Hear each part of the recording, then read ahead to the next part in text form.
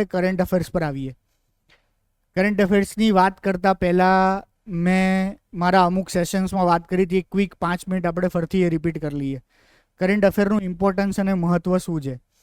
Current અફેરનું importance અને મહત્ત્વ એક વસ્તુ છે કે લો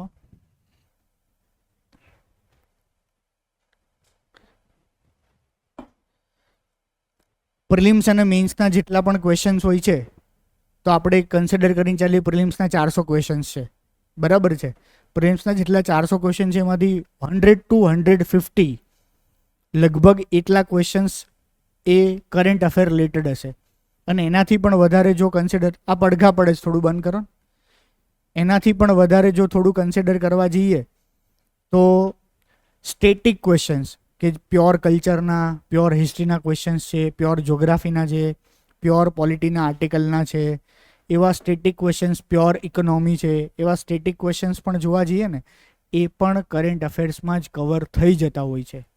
જો તમે થોરોકલ 1-1.5 વર્ષનું કરંટ અફેર્સ ફોલો કરતા હો તો વર્ષની અંદર 5 થી 10, 20 વાર એવા ન્યૂઝ આવતા હોય છે કે યુનેસ્કોની વર્લ્ડ હેરિટેજ સાઇટમાં 2-4 નવા એડ કર્યા અને 2-4 નવા કાઢ્યા, બરાબર. આને કલ્ચરમાં GI ટેગ મળ્યું, અથવા તો પછી આ જ વખતની જે યોજના મેગેઝિન છે, આ જ વખતની યોજના મેગેઝિનની અંદર બધી જ આખા ભારતની અંદર જેટલી પણ એમ્બ્રોઇડરી ને બધી જે અલગ અલગ પેટર્ન છે ને, જેમ કે બાંધણી કહી શકાય કે પછી કલમકારી કહી શકાય, એવી જેટલી પણ અલગ અલગ એના બેઝ ઉપર છે.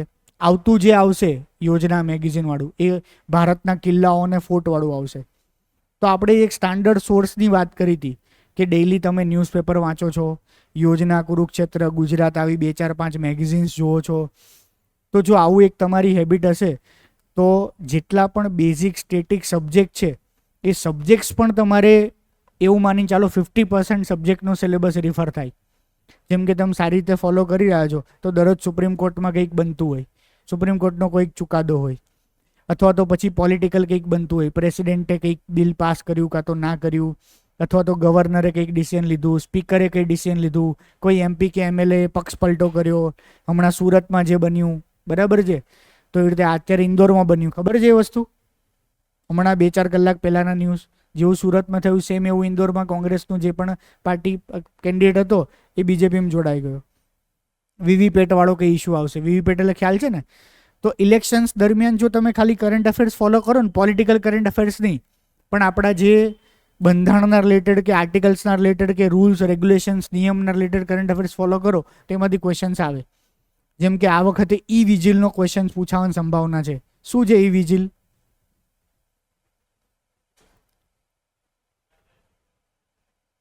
હા, vigil election commission of India એક એપ્લિકેશન બનાવી છે.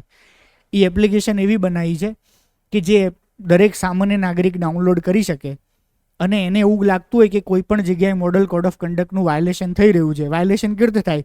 જેમ કે કોઈ હેટ સ્પીચ આપી, હેટ સ્પીચ એ ફરતી મોબાઈલમાં આવી કે કોઈ પણ રીતે, અથવા તો કોઈ જગ્યાએ કોઈનું બેનર કે બોર્ડ, પોસ્ટર છે. હજી આ સમયે ગવર્મેન્ટ ઓફ ઇન્ડિયા મતલબ જે સત્તાધારી પક્ષ છે એ પોતાની સત્તાનો ઉપયોગ કરીને સરકારને કોઈ પોલિસી, લાભ, ગાઈડ એવું ના આપી શકે. પણ તેમ છતાં સત્તાધારી પક્ષની હજી એડવર્ટિઝમેન્ટ ચાલે છે કે મોદીએ તો આ કર્યું, મોદીએ તો પેલું કર્યું ને એમ. BJP એડવર્ટિઝમેન્ટ કરે અલગ વાત છે, પણ ગવર્મેન્ટ ઓફ ઇન્ડિયાનું કોઈ ડિપાર્ટમેન્ટ જેમ કે હેલ્થ મિનિસ્ટ્રી હવે એડવર્ટિઝમેન્ટ ના કરી શકવી જોઈએ કે 200 કરોડ લોકોને વેક્સિન આપી, એક્ઝામ્પલ.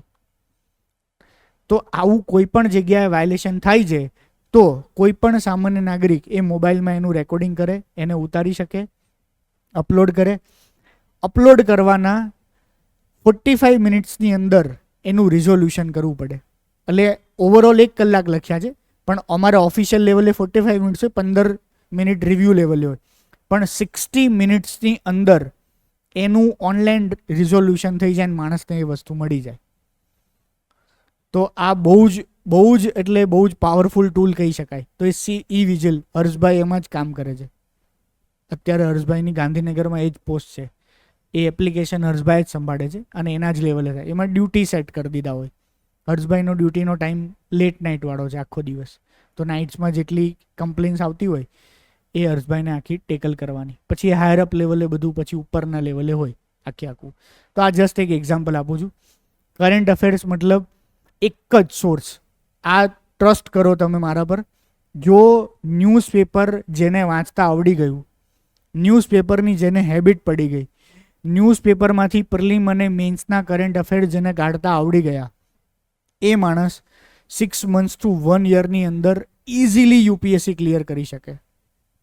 હું યુપીએસસીની વાત કરું છું, કારણ કે ઓવરઓલ આખું history, economy, geography, polity, science, tech બધું જ કવર થાય અને કમ્પ્લીટલી દરેક વસ્તુનું તમને બેઝમાં નોલેજ મળે.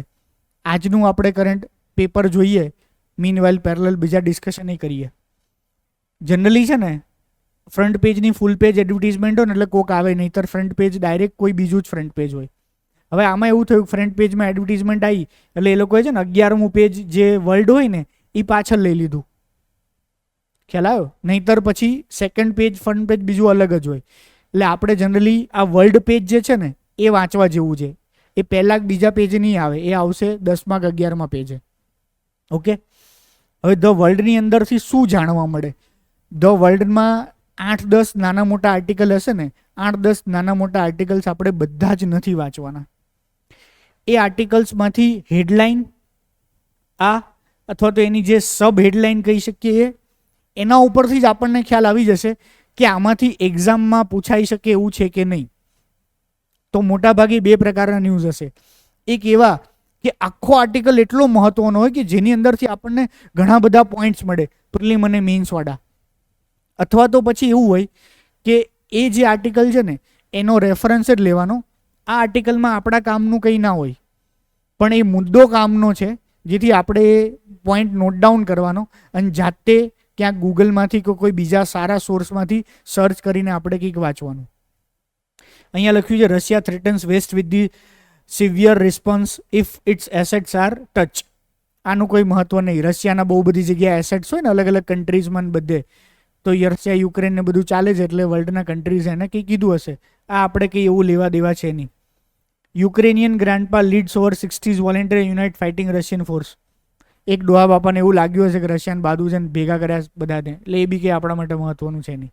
બરાબર. ઇઝરાયલ મે બી વાયોલેટિંગ ઇન્ટરનેશનલ લો, સ્ટેટ ડિપાર્ટમેન્ટ ઓફિશિયલ્સ ટુ બ્લિંકેન. બ્લિંકેન એટલે ત્યાંનો ફોરેન અફેર મિનિસ્ટર છે, એને સેક્રેટરી ઓફ સ્ટેટ કહેવાય યુએસનો. બરાબર.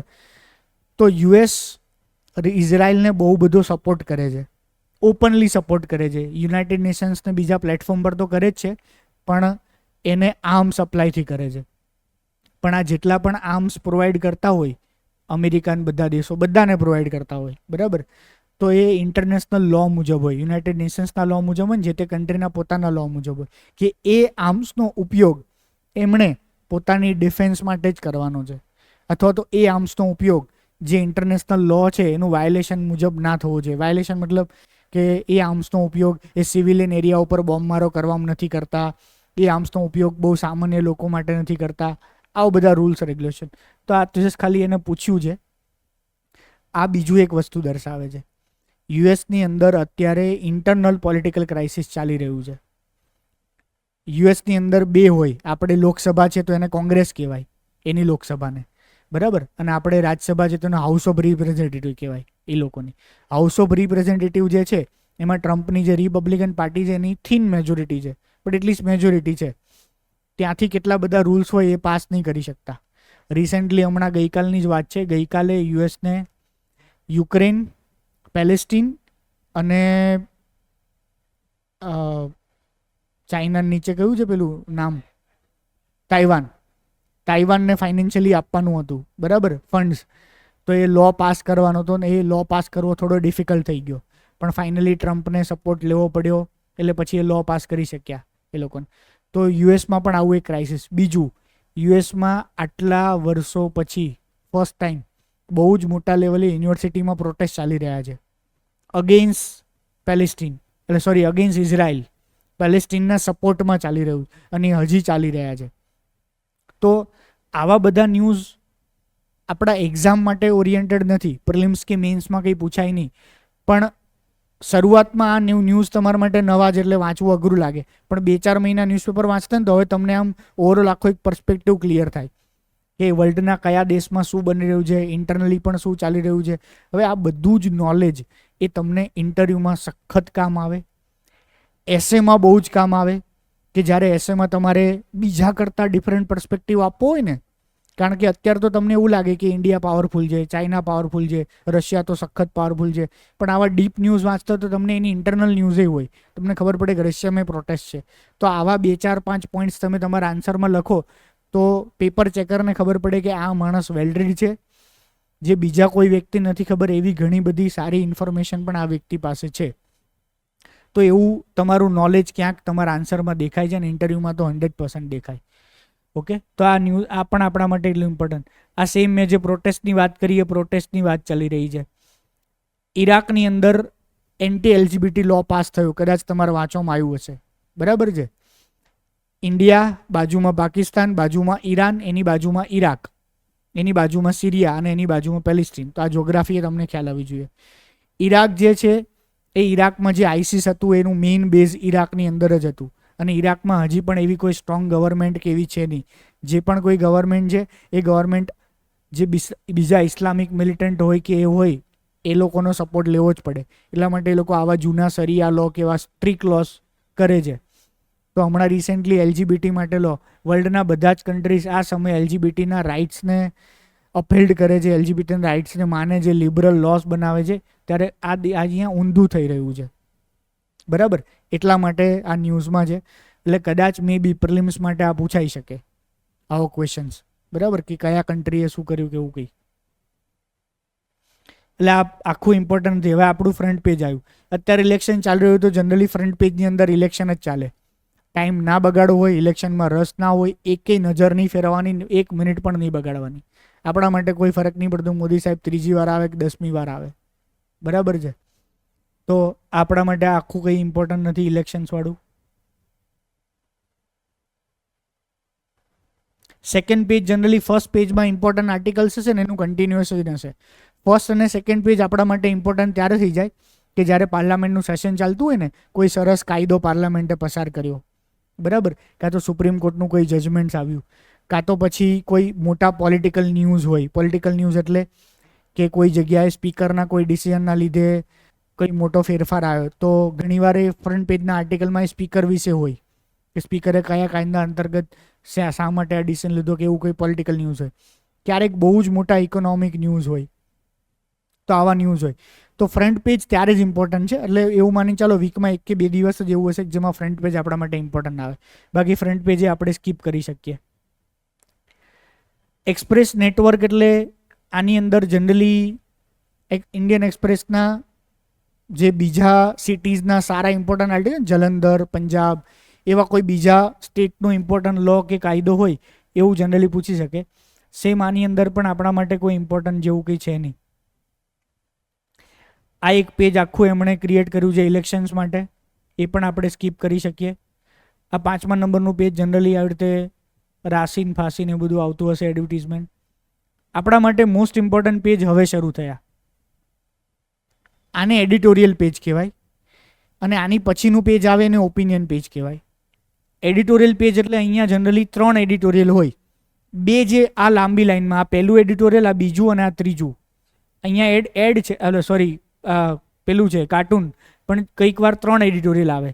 ત્રીજું એડિટોરિયલ છે ને જનરલી બીજા કોઈ કન્ટેક્સમાં હોય, જેમ કે ફૂટબોલમાં શું ચાલે છે, NBAની લીગમાં શું ચાલે છે, કાં તો કોઈ વર્લ્ડના બીજા કન્ટ્રીમાં શું ચાલે છે, એટલું બધું મહત્વનું ના હોય. પણ પહેલું અને બીજું એડિટોરિયલ કોઈક કેસીસમાં તો એટલું મહત્વનું હોય. આ યાદ રાખજો મારા વર્ડ્સ. ગુજરાતી અને ઇંગ્લિશના ફોર્મેટમાં કામ આવે, સખત કામ આવે. GSના કોઈ પણ સબ્જેક્ટના રિલેટેડ હોય એડિટોરિયલ, એની અંદર કામ આવે. એસેની અંદર કામ આવે તમને. તો એક પણ એડિટોરિયલ ક્યારેય મિસ નહીં કરવાનું. જે લોકોનું ઇંગ્લિશ વીક છે એ લોકો તો એડિટોરિયલ વાંચે અને વાંચે જ, ખાલી એડિટોરિયલના ફકરા વાંચે. એડિટોરિયલ જનરલી હોય કેવી રીતે, તો એડિટોરિયલ આપણે જેમ મેઇન્સના આન્સર એક્સપેક્ટ કરીએ ને કે ઇન્ટ્રોડક્શન, બોડી, કન્ક્લુઝન, એ જ ફોર્મેટમાં હોય. ઇન્ટ્રોડક્શન એટલે તમને કહેશે કે આ હું શું કામ આ એડિટોરિયલ લખી રહ્યો છું, મતલબ શું કામ ન્યૂઝમાં છે પહેલા ફકરામાં. બોડી પાર્ટની અંદર એનું આખું વિશ્લેષણ કરશે અને કન્ક્લુઝનમાં સરસ કન્ક્લુઝન કરશે. તો આ એડિટોરિયલ છે ને એ સોશિયલ પર્સપેક્ટિવ છે. સોશિયલ મતલબ ખાસ કરીને એજ્યુકેશન વિશે છે. રિસેન્ટલી જે તેલંગાણાની અંદર રિઝલ્ટ આવ્યું બરાબર, 10માં 12માનું, તેમાં 7 જણાએ સુસાઇડ કર્યું, એમાંથી 6 જણા કોઈ ફિમેલ કેન્ડિડેટ, 10 અને 12 વાળા. તો જસ્ટ એણે ક્વેશ્ચન કર્યો છે કે એવું તો ભારતમાં શું ચાલી રહ્યું છે, બરાબર, આપણી એજ્યુકેશન સિસ્ટમમાં શું પ્રોબ્લેમ છે. આવડો જ નાનો આર્ટિકલ છે એટલે વધારે ના લખી શક્યા. જો આ જ આર્ટિકલ કોઈ બીજા માણસે લખ્યો હોત ને, અને આવશે જ, ફ્યુચરમાં પોસિબલ છે જ કે સેમ આવો આર્ટિકલ બીજો કોઈ માણસે લખે, બરાબર, એજ્યુકેશનિસ્ટ લખે. પણ આ આર્ટિકલમાં આપણે જોઈએ તો એલેજ death by suicide at least 7 students, 6 of them girls, in different parts of Telangana after declaration of intermediate results is another grim reminder that despite of several progressive interventions in recent years, much work needs to be done to alleviate the anxieties of the country's youth. તો તમને એક introduction આપી દીધું. તો આ વસ્તુ ઉપરથી એવું યાદ રાખવાનું કે જ્યારે કોઈ પણ ક્વેશ્ચન્સ પૂછાય ને તો તમને સારું ઇન્ટ્રોડક્શન ના આવડે ને, ઇન્ટ્રોડક્શન આઈડિયલી તમને આપણે વાત થઈ છે કે જનરલી ડેફિનેશન હોવી જોઈએ, પણ કોઈક વસ્તુમાં તમને ડેફિનેશન નથી આવડતી અને તમને ખબર પડી ગઈ કે છેલ્લા 6-8 મહિનામાં આવું તો કંઈક બન્યું હતું, એના કારણે આ ક્વેશ્ચન પૂછ્યો હતો, તો આવું સિમ્પલ અને સાદું ઇન્ટ્રોડક્શન લખી નાખવાનું. બરાબર, તમે કોઈ જીપીએસસીના ટોપર્સની કોપી જોશો ને તો ટોપર્સની કોપીમાં તમને એવું જ દેખાશે કે જે ઇન્ટ્રોડક્શન હશે ને એને કરંટ પર્સપેક્ટિવમાં જ નાખ્યું હશે કે રિસેન્ટલી સરકાર દ્વારા ફલા કાયદો બનાવવામાં આવ્યો જેની અંદર આ હતું, અથવા રિસેન્ટલી સુપ્રીમ કોર્ટ દ્વારા ફલું જજમેન્ટ આપવામાં આવ્યું હતું, એના માટે આ કન્ટેક્સ હતું. જે પણ તમને જો કરંટ કન્ટેક્સ યાદ આવે એનું ઇન્ટ્રોડક્શન સૌથી સિમ્પલ યેટ ઇફેક્ટિવ અને બેસ્ટ. આ ઓલવેઝ યાદ રાખવાનું ઇન્ટ્રોડક્શનની અંદર, બરાબર. બીજું, હવે આ જે ઇન્ટ્રોડક્શન છે, ઇન્ટ્રોડક્શનમાં તમે જોજો એણે પર્સપેક્ટિવ કેવા લીધા છે. એણે ઓલવેઝ નેગેટિવ પર્સપેક્ટિવ નથી લીધા. એણે એવું નથી કીધું કે 7 જણા મરી ગયા સરકારનો જ વાંક છે, 7 જણા મરી ગયા સ્કૂલનો જ વાંક છે, 7 જણા મરી ગયા આનો જ વાંક છે. એણે શરૂઆતની અંદરથી ડિફેન્ડ કરવાની ટ્રાય કરી કે જો તેલંગાણા સ્ટેટ બોર્ડે કાઉન્સિલર્સને એરેન્જ કર્યા હતા, ટોલ ફ્રી નંબર કર્યો હતો, બરાબર, એણે એના લેવલે અફેક્ટ્સ કર્યા હતા. પછી પાછું લખ્યું કે ભાઈ જેટલા પણ સ્ટેટ ગવર્મેન્ટના રિપ્રેઝેન્ટેટિવ છે, મતલબ ઓફિશિયલ્સ, બીજા જેટલા પણ લોકો હશે એજ્યુકેશન ડિપાર્ટમેન્ટવાળા, એ બધા જ લોકોએ એડવાન્સમાં જ છોકરાઓને કહી દીધું હતું કે ભાઈ એક્ઝામે ભલે કદાચ તમે ફેલ થાવ, સપ્લિમેન્ટરી જે એક્ઝામ આવે એનો તમે યુઝ કરજો. તો સરકારે એના લેવલે તો બધા પ્રયત્નો કર્યા જ હતા.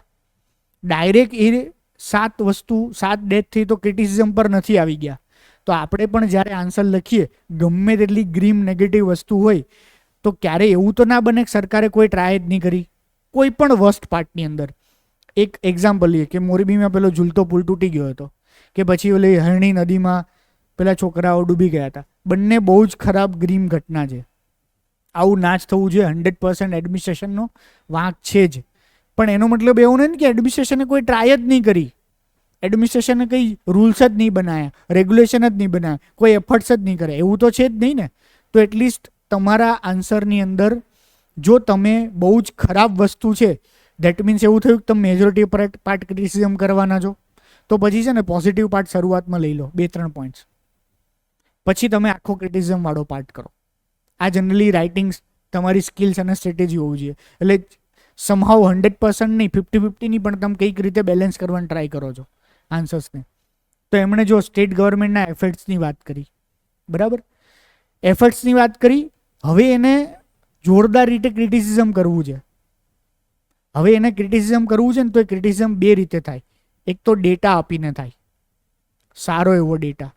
તો ડેટાની અંદર તમે 2-3 ડેટા આપી શકો કે ભાઈ આ હું નથી કહેતો. ઉદાહરણ તરીકે સુરતમાં જે પણ કંઈ થયું એમપીના ઇલેક્શન્સમાં, પછી હમણાં ઇન્દોરમાં પક્ષપલટો કર્યો, બરાબર, તો તમે એવી વાત કરી શકો કે ભાઈ સુપ્રીમ કોર્ટે જો પક્ષપલટા માટે આવું જજમેન્ટ આપ્યું છે.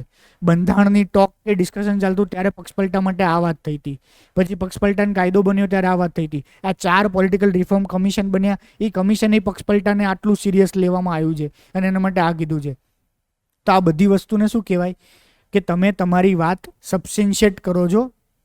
બીજા કોઈ કમિટી, બીજા કોઈ રિપોર્ટ્સ, સુપ્રીમ કોર્ટના જજમેન્ટ, કોઈ બીજી ઘટના, બીજા એક્ઝામ્પલ દ્વારા તમે તમારી વાતને સબસ્ટેન્શિએટ કરો છો. આ વાતને સબસ્ટેન્શિએટ ઇકોનોમીની અંદર, સાયન્સ ટેકની અંદર, પોલિટીની અંદર મેં કીધું રિપોર્ટ, સુપ્રીમ કોર્ટ જજમેન્ટ્સ આવી રીતે થાય, બરાબર. ધારો કે ગુજરાતી હોય, ઇંગ્લિશ હોય, એસે હોય, ફિલોસોફિકલ મેટર્સ છે, આ બધાની અંદર એ તમારી એવી હેબિટ્સ હોવી છે કે તમે તમારી વાતને સબસ્ટેન્શિએટ કરી શકો.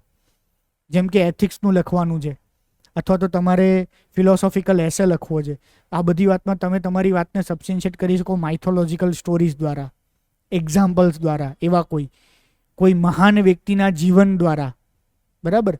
પણ સબસ્ટેન્શિયસ એ તમારા આન્સરને મજબૂત બનાવે.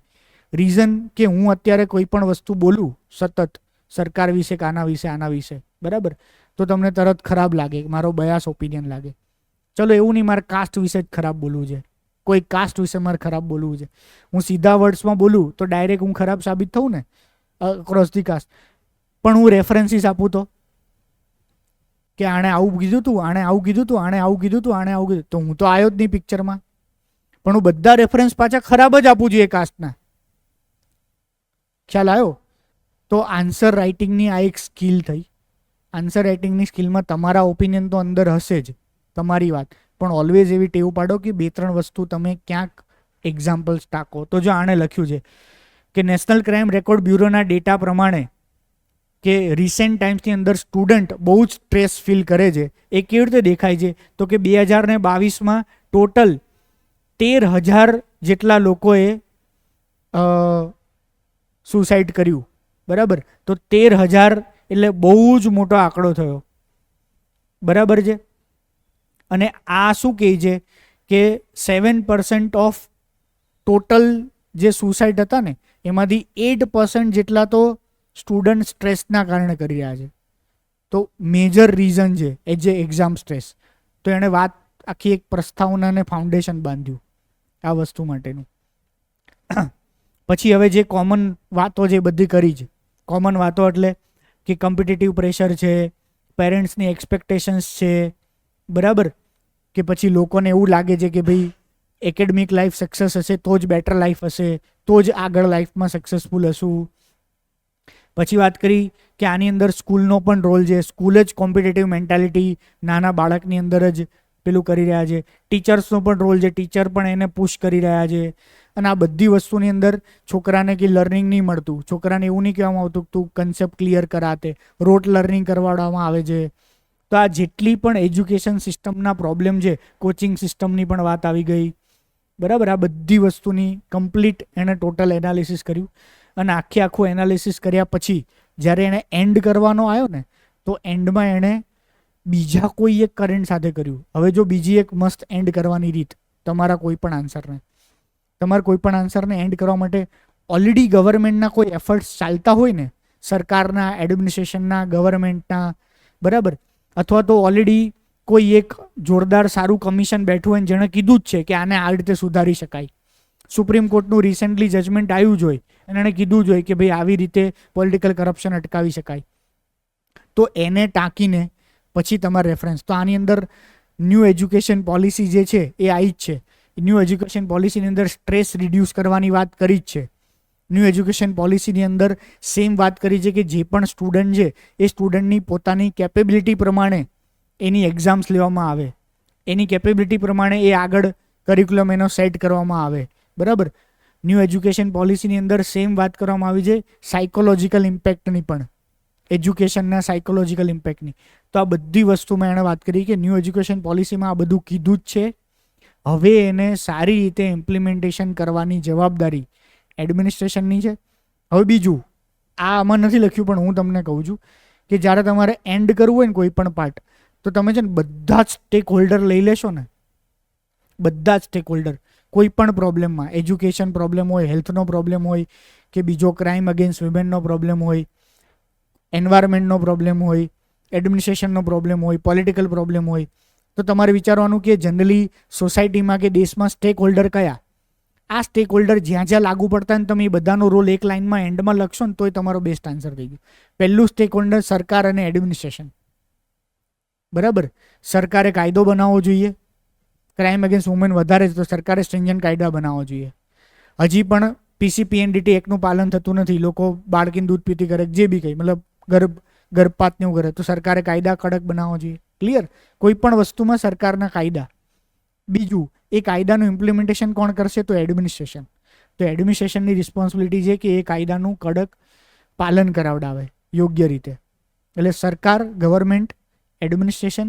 ત્રીજો રોલ આવશે સિવિલ સોસાયટી, આપણે બધા. સિવિલ સોસાયટીનો પણ ઇક્વલ રોલ છે. તો આની અંદર કોણ આવશે? Parents, relatives. કારણ કે રિલેટિવ્સ એ પ્રેશર કરતા હોય ને, પેરેન્ટ્સ કદાચ ના કરતા હોય તો રિલેટિવ્સ કરતા હોય. Parents, relatives, teachers, education institutes. બરાબર. તો આની અંદર સિવિલ સોસાયટી ઇન્સ્ટિટ્યૂટ્સ અલગ અલગ.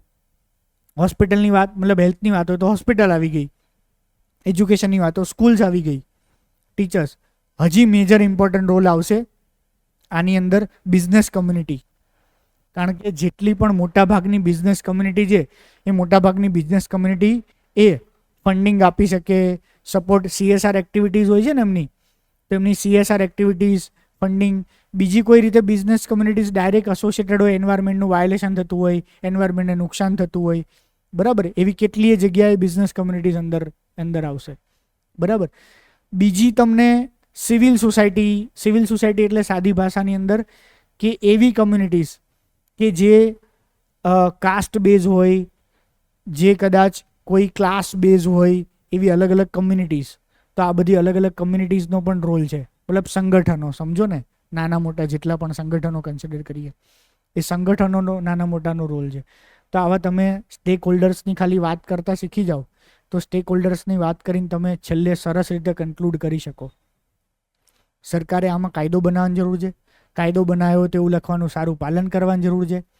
સરસ પોલિસી હોય તો પોલિસી, અને પોલિસી જ ના હોય જેમ કે IT મેટર, સોશિયલ મીડિયાની મેટર, આવી બધી મેટરમાં હજી પોલિસી કાયદા જ ના બન્યા હોય તો તમે કહો કે ભાઈ સરકારે સરસ કાયદા બનાવવાની જરૂર છે, સરકારે પોલિસી બનાવવાની જરૂર છે, એ કાયદા અને પોલિસીનું સારું પાલન કરવાની જરૂર છે.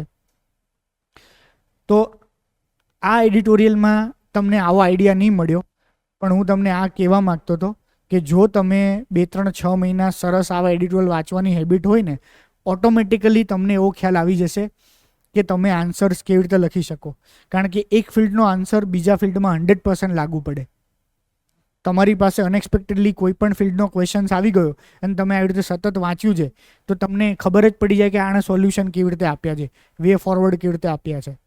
ઓકે.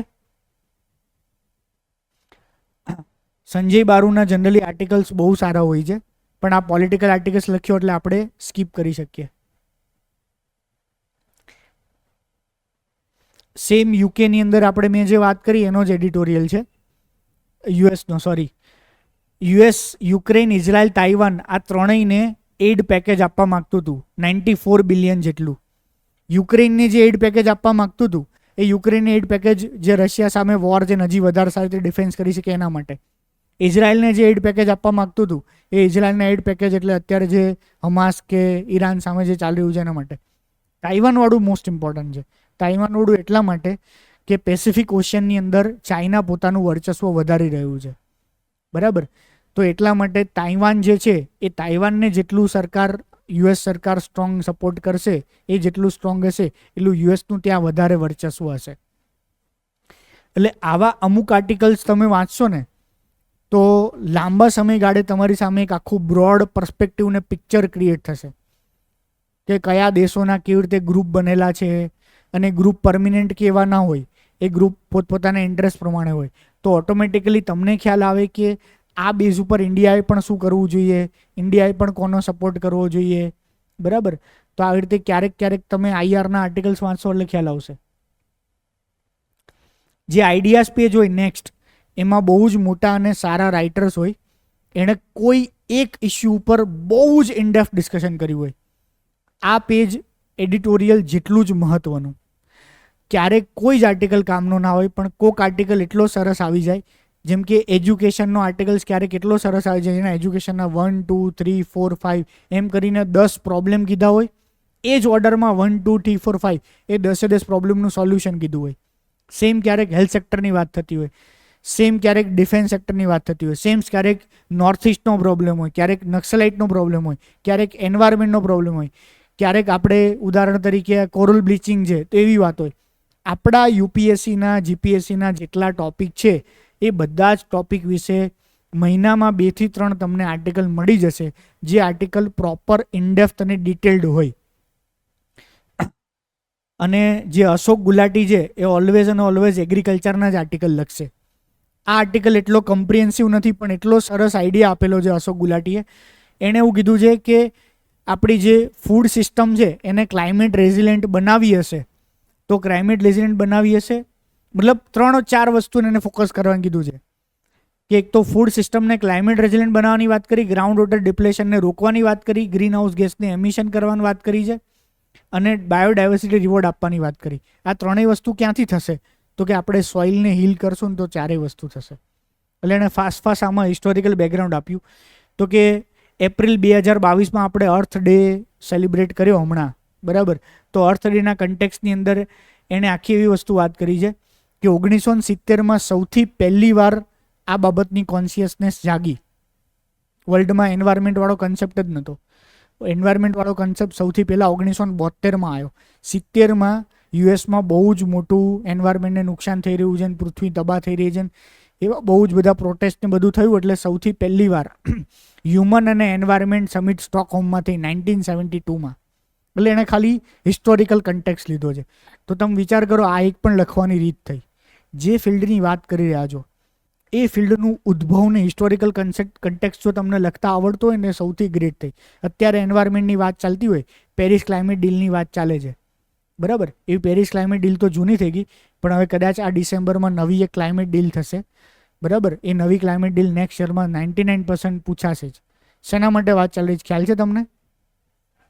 પ્લાસ્ટિક માટે, બરાબર છે. એની ફાઇનલ નવેમ્બરની અંદર સમિટ છે, સાઉથ કોરિયા કે ક્યાંક છે કોરિયાની અંદર.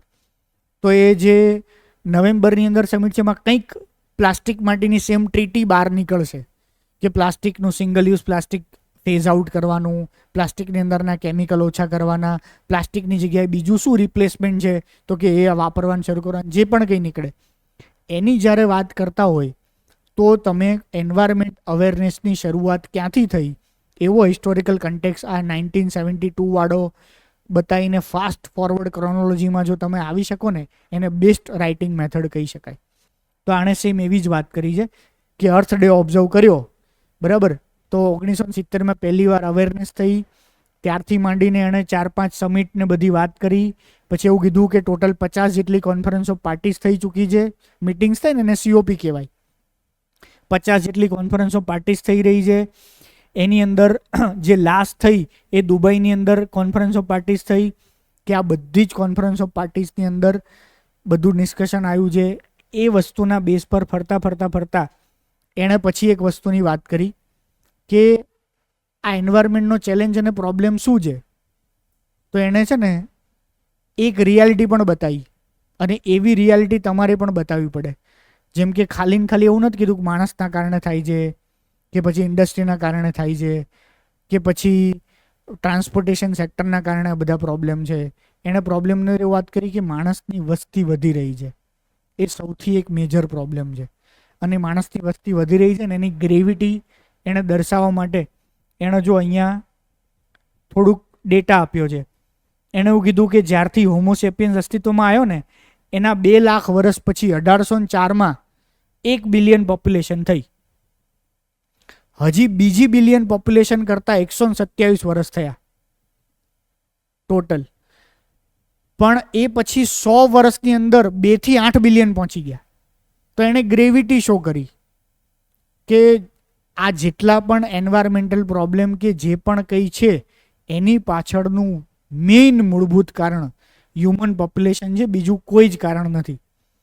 કારણ કે નોર્મન બોરલોગનું એક્ઝામ્પલ આપ્યું કે નોર્મન બોરલોગ કે જે બી છે એણે ગ્રીન રિવોલ્યુશન કર્યું ને તો કે ગ્રીન રિવોલ્યુશન એટલા માટે કરવું પડ્યું કે આટલી બધી વસ્તી વધી રહી છે, કોઈ ઓપ્શન જ નહોતો. અને વસ્તી વધી રહી એટલે વધારે ખોરાક કરવા માટે જંગલો કાપતા જાય, હેબિટેટને નુકસાન થાય, એન્વાયરમેન્ટ નુકસાન થાય, જમીનને નુકસાન થાય.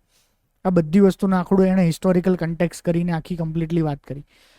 હવે એણે આ પ્રોબ્લેમ કેવડો મોટો છે દર્શાવવા માટે એણે કોઈનું એક્ઝામ્પલ આપીને એવું કીધું કે આ પૃથ્વી 4 બિલિયન લોકોને જ રાખવા માટે સક્ષમ છે પણ અત્યારે 8 બિલિયન થઈ ગયા છે ને હજી વધી રહ્યા છે. એટલે એણે અત્યારે જ પ્રોબ્લેમ કહી દીધો.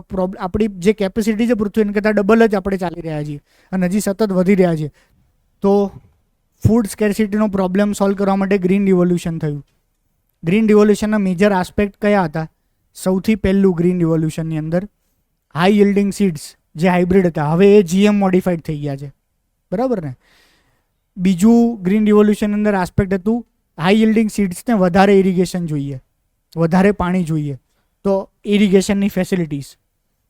ત્રીજું હાઈ yielding જે સીડ્સ હતા, આ અલગ પ્રકારના સીડ્સ, એ વધારે ખાતર જોઈએ, મતલબ વધારે ન્યુટ્રિયન્ટ જોતા હતા, જે જમીનમાં ના હોય એટલે વધારે આપણે ખાતર નાખ્યું. ચોથું, આ જે હાઈ yielding સીડ્સ છે એ એક જ પ્રકારના હતા એટલે પેલી જીનેટિક ડાયવર્સિટી જતી રહી એટલે પેસ્ટિસાઇડ્સ વધારે નાખવા પડ્યા. તો આ 4 વસ્તુને ગ્રીન રિવોલ્યુશન કહેવાય. હજી જસ્ટ આમાં નથી લખ્યું પણ હું તમને સમજાવું. ક્યારેક તમે ગ્રીન રિવોલ્યુશન અને ત્યારે ગ્રીન રિવોલ્યુશન 2.0 જેને એવું કહેવાય છે એવરગ્રીન રિવોલ્યુશન, એની સરખામણી કરીએ ને તો તમે જો આવી રીતે કોમ્પોનન્ટ વાઇઝ સરખામણી કરી શકતા તો તમારા આન્સર એનાથી વધારે સારો લાગે. પહેલામાં હાઈ yielding સીડ્સ હતા, અહીંયા શું છે? GM seeds. પહેલામાં ઇરિગેશન ફેસિલિટીઝ કેનાલો બેનાલો કરી, અહીંયા માઇક્રો ઇરિગેશન થિંગ્સ, એમાં ડ્રીપ બ્રીપ બધું આવી ગયું, બરાબર.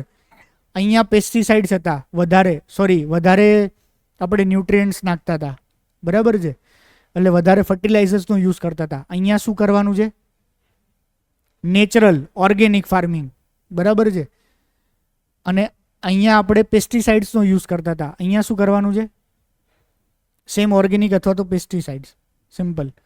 તો આવી રીતે ક્યારેક કોમ્પોનન્ટ વાઇઝ તમે જો કમ્પેરિઝન કરીને લખો તો પણ એ આન્સર તમારો વધારે સારો થાય. આ ગ્રીન રિવોલ્યુશનના કારણે અલ્ટિમેટલી પાણીના તળ નીચા થઈ ગયા છે. તો અત્યારે રાજસ્થાન, પંજાબ અને હરિયાણાની અંદર ગ્રાઉન્ડ વોટર ડિપ્લેશન થઈ ગયું છે. આ અહીંયા હમણાં સમજાયું. બીજું એમણે વાત કરી છે કે જેટલું ફર્ટિલાઇઝર વધારે વાપર્યું એ ફર્ટિલાઇઝર વધારે વાપરવાના કારણે લેન્ડની ક્વોલિટી એટલી ખરાબ થઈ ગઈ છે કે લિટરલી અત્યારે લેન્ડ જે છે, જમીન, એ ઓક્સિજન પર છે, ICUમાં જેવું અહીંયા ક્યાંક એણે લખ્યું. Our soils are literally in the ICU, બરાબર. તો આ બધી જ વસ્તુના કારણે અત્યારે ઉલટાનું એવું થયું છે કે હજી વધારે લેન્ડ ઉપર પ્રેશર ક્રિએટ થયું છે. તો હવે ફરીથી આપણે એવી કોઈ ફૂડ સિસ્ટમ કરવાની જરૂર છે કે જે ક્લાઇમેટ રેઝિલિયન્ટ હોય. એ ક્લાઇમેટ રેઝિલિયન્ટ ફૂડ સિસ્ટમ મતલબ કે અત્યારે આપણી પાસે ઓપ્શન કયું છે? મિલેટ્સ મેજરલી, બરાબર છે. તો જેટલા પ્રોબ્લેમ્સ તમે લખો, આને સોલ્યુશન નથી લખ્યું પણ હું આનું કન્ટેક્સ કે એક્ઝામ્પલ આપીને કહું છું કે તમારો એસેનો આર્ટિકલ કેવો હોવો જોઈએ જ્યારે એસે લખો સારા માર્ક્સ માટે. તો એસેમાં એગ્રીકલ્ચરની જ વાત કરીએ છીએ આપણે આજ. તો તમે એગ્રીકલ્ચરના જેટલા પ્રોબ્લેમ લખો ને, પાણીનો પ્રોબ્લેમ, ફર્ટિલાઇઝરનો પ્રોબ્લેમ, પછી તમે પેસ્ટિસાઇડ્સનો પ્રોબ્લેમ લખો, પછી તમે હાઈ yielding સીડ્સવાળું અથવા તો એની પ્રોબ્લેમ્સ લખો, પછી તમે એની અંદર પ્રોબ્લેમ લખો ક્રેડિટ નથી સોસાયટીમાં ખેડૂતોને, બહારથી લોન લેવી પડે છે, પછી તમે પ્રોબ્લેમ લખો કે પાકને નુકસાન થાય છે તો ઇન્સ્યોરન્સ નથી મળતું, પછી વેધરની અનસર્ટેનિટી છે, બરાબર, માર્કેટમાં બહાર જાય તો એને વેલ્યુ નથી મળતી, ફૂડ વેસ્ટેજ થાય છે, ફૂડ લોસ થાય છે. જેટલા પ્રોબ્લેમ્સ લખો ને એ 10 પ્રોબ્લેમ્સ આઈડિયલી 1 2 3 4 10 ઓર્ડરમાં લખવાના અને એવું જ એ જ ઓર્ડરમાં એનું સોલ્યુશન 1 2 3 4 10 હોવું જોઈએ. આને બેસ્ટ રાઇટિંગ મેથડ્સ કહી શકાય. અને આવા ક્યારેક તમે એવા સારા આર્ટિકલ જોશો કે આર્ટિકલ્સમાં છે ને પ્રોપર અહીંયા લખ્યું જ હોય. અહીંયા 1 ધ ઇશ્યુ ઓફ હાર્મિંગ પ્લેનેટ, પછી અહીંયા લખ્યું 2 take the case of ground water, 3 એ લોકોએ આગળ 1 2 3. તો તમે એવી હેબિટ પાડી શકો કે જ્યારે એસેમાં ફકરામાં લખવાનું હોય ત્યારે તમે 1 2 3 4 5 રીતે 10 લખવાનું અને સેમ ટુ સેમ એ જ 10 ઓર્ડર્સની અંદર તમારે એનું સોલ્યુશન્સ લખવાનું, બરાબર છે, ક્લિયર? તો આ આર્ટિકલ આપણા માટે સેમી ઇમ્પોર્ટન્ટ છે કે જે આર્ટિકલની અંદર એણે ટોટલ ગ્રીન રિવોલ્યુશનમાં કયા કયા ફેક્ટર હતા, high yielding, irrigation, fertiliser, pesticides, એની વાત કરી. પછી એણે વાત કરી કે 30% ફૂડ તો એવું છે કે જે લોસ થાય છે, ફાર્મમાંથી સ્ટમક સુધી પહોંચતું જ નથી. એના 2 કારણ, એક તો જર્નીમાં લોસ થઈ જાય છે, બીજું કન્ઝ્યુમર એન્ડ ઉપર વેસ્ટ થાય છે, મોટી મોટી રેસ્ટોરન્ટમાં, લગ્નમાં, પાર્ટીમાં, જલસામાં વેસ્ટ જાય છે. તો અલ્ટિમેટલી એ ક્યાંય પહોંચતું જ નથી. બીજું વાત કરી કે ભારત એક એવું છે કે જે ફૂડ સબસિડી આપે છે જેમાં 813 મિલિયન જેટલા લોકોને આપણે ચોખા અને ઘઉં આપણે ફ્રીમાં આપીએ છીએ, બરાબર. ત્રીજું કહે છે કે હેવીલી સબસિડાઇઝ હોવાના કારણે નાઇટ્રોજન, ફોસ્ફેટ, NPK જે કહીએ છીએ ફર્ટિલાઇઝર્સનું બહુ યુઝ થાય છે, એના કારણે આપણી સોઇલ બહુ ખરાબ થઈ ગઈ છે. પ્રાકૃતિક ખેતી તરફ જવાની જરૂર છે. સેમ હવે એણે પાણીની વાત કરી કે ગ્રાઉન્ડ વોટરના કારણે આટલી વસ્તુ ખરાબ થઈ ગઈ છે. ચોથી વસ્તુ એણે એવું વાત કરી કે ક્રોપ ડાયવર્સિટી જે છે એ પણ લોસ થઈ રહી છે. કે ગ્રીન રિવોલ્યુશન પહેલાં પંજાબ, હરિયાણા આ બધી જગ્યાએ બીજા બધા ક્રોપ ઉગાડવામાં આવતા હતા. હવે એવું છે કે ત્યાં મોટા ભાગે ખાલી અને ખાલી ઘઉં અને ચોખા 2 જ વસ્તુ છે. એ સિવાય આ બધી વસ્તુના મિનિમમ સપોર્ટ પ્રાઇસ આમાં એક છે. મિનિમમ સપોર્ટ પ્રાઇસના કારણે એવા જે એરિયાઝ કે જ્યાં ખરેખર એ પાક કુદરતી રીતે કલ્ચરલી ના લેવામાં આવતો ને છે, એવા તમારે 4-5 એક્ઝામ્પલ્સ આપવાના. હવે જે વસ્તુ તમે લખો છો ને એના એક્ઝામ્પલ્સ આપો ને, કે જેમ કે ગ્રાઉન્ડ વોટરની વાત કરો તો તમે હરિયાણા, પંજાબની વાત કરો, બરાબર. એવા એક્ઝામ્પલ્સ તમે આપો તો તમારો આન્સર વધારે સારો થાય.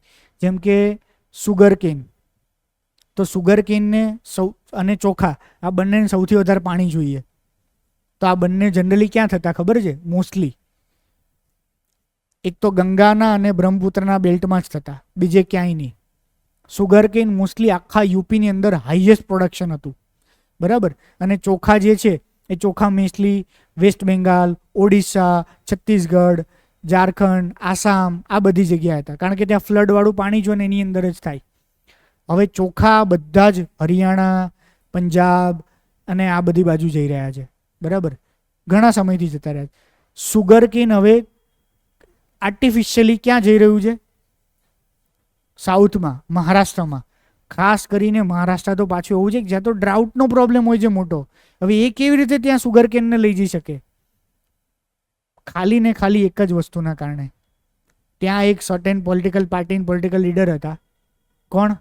પવાર. શરદ પવાર 10 વર્ષ સુધી કોંગ્રેસની અંદર એ સેમ આ કોઓપરેટિવ મિનિસ્ટ્રી આ બધામાં રહ્યા, અને ત્યાં કોઓપરેટિવનું બહુ જ મોટું છે. અને sugar can industry mostly cooperatives પર ડિપેન્ડ છે. એટલે એણે પોતાનું સામ્રાજ્ય બધું કર્યું, એટલે સુગર કેન ઇન્ડસ્ટ્રી એ ત્યાં લઈ ગયા આખી. તો ત્યાં સુગર કેન ઇન્ડસ્ટ્રી છે, પણ એના પ્રોબ્લેમ એ છે ઇક્વલી એટલા જ, કારણ કે નેચરના અગેન્સ્ટમાં ત્યાં લઈ ગયા છે. તો એવી રીતે કેટલી બધી વસ્તુઓ એવી થઈ રહી છે ભારતની અંદર કે જે ક્યાંક નોર્મલ પ્રેક્ટિસ નથી, પણ નોર્મલ પ્રેક્ટિસના અગેન્સ્ટમાં છે. તો આ બધી જ વસ્તુઓ તમારે ક્યાંક મેન્શન કરવી પડશે તમારા આન્સર્સમાં. અને આ બધી વસ્તુઓ ક્યાંથી આવશે?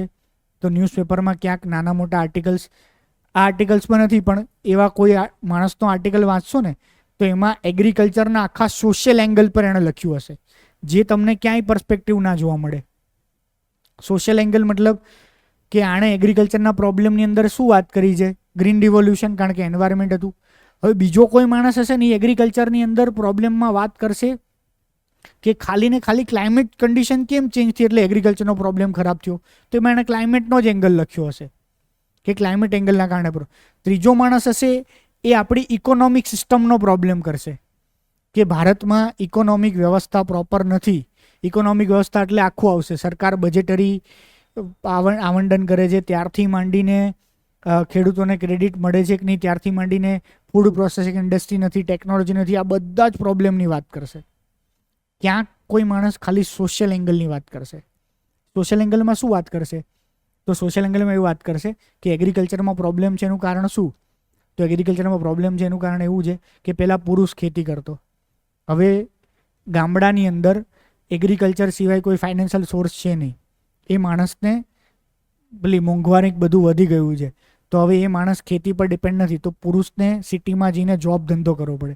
હવે સ્ત્રી એગ્રીકલ્ચર ઉપર ડિપેન્ડ છે, એટલે સ્ત્રી શું કરશે? સસ્ટેનન્સ લેવલનું જ એગ્રીકલ્ચર કરશે. ઇનોવેશન કે વધારે એવું નહીં કરી શકે, કારણ કે એને જોડે હાઉસ હોલ્ડને બીજા 10 કામ કરવાના છે. ઓકે, તો આ પહેલો પ્રોબ્લેમ કહેશે કે આ એક વસ્તુ ચેન્જ થઈ. બીજો પ્રોબ્લેમ એવું કહેશે કે એગ્રીકલ્ચરમાં શું ચેન્જ થયું? તો કે પહેલાં છે ને ગામડામાં રહેતા તો જજબાની વ્યવસ્થા હતી. જજબાની વ્યવસ્થા એટલે આજથી માંડીને 1950, 70, 80 સુધી જજબાની વ્યવસ્થા એટલે કે ગામડાની અંદર કોઈ પણ સર્વિસીસ માટે પૈસા લેવામાં ના આવતા. સર્વિસીસ મતલબ કે ખેડૂતને 12 માસ કાઢવા છે તો એને વાળ કપાવવા છે તો ગાંજો એમ જ વાળ કાપી દે. ઘરમાં નાના મોટા પ્રસંગ છે, 10 પ્રસંગ આવે તો બ્રાહ્મણ આવીને રાઇચ્યુઅલ્સ એમનેમ જ પૂરા કરી જાય 10 પ્રસંગમાં. એનું હળબળ ખરાબ થયું, સુથાર એમ જ કામ કરી દે, લુહાર એમ જ કામ કરી દે, જેટલા માણસો એમ જ કામ કરી દે. હવે જ્યારે પાક થશે ત્યારે પાક એ બધાને ડિસ્ટ્રીબ્યુટ કરી દેશે. બાર્ટર સિસ્ટમ, બીજી ભાષામાં જજમાની સિસ્ટમ. જનરલી આવું હતું. હવે એવું છે કે એને આઉટ ઓફ પોકેટ એક્સપેન્સ કરવાનો થાય છે બધી જ વસ્તુ માટે. તો એક પાક ફેલ થાય તો હવે એની ઉપર પ્રેશર આવી ગયું, પૈસા ક્યાંથી લાવવાના આઉટ ઓફ પોકેટ એક્સપેન્ડિચર કરવા માટે? પહેલાં 2 પાક ફેલ થતા ને, કદાચ 3 આખી સિઝન જતી રહે ને, તોય શું થાય કે ઓલા લોકો એમ જ કામ કરે. કેમ? જ્યારે સારી સિઝન આવશે ત્યારે ફરી પાછું બધું જ થઈ જશે. તો એની જે બેઝિક મિનિમમ નેસેસિટી છે ને, એ બેઝિક મિનિમમ નેસેસિટી ઊભી ના રહે એની.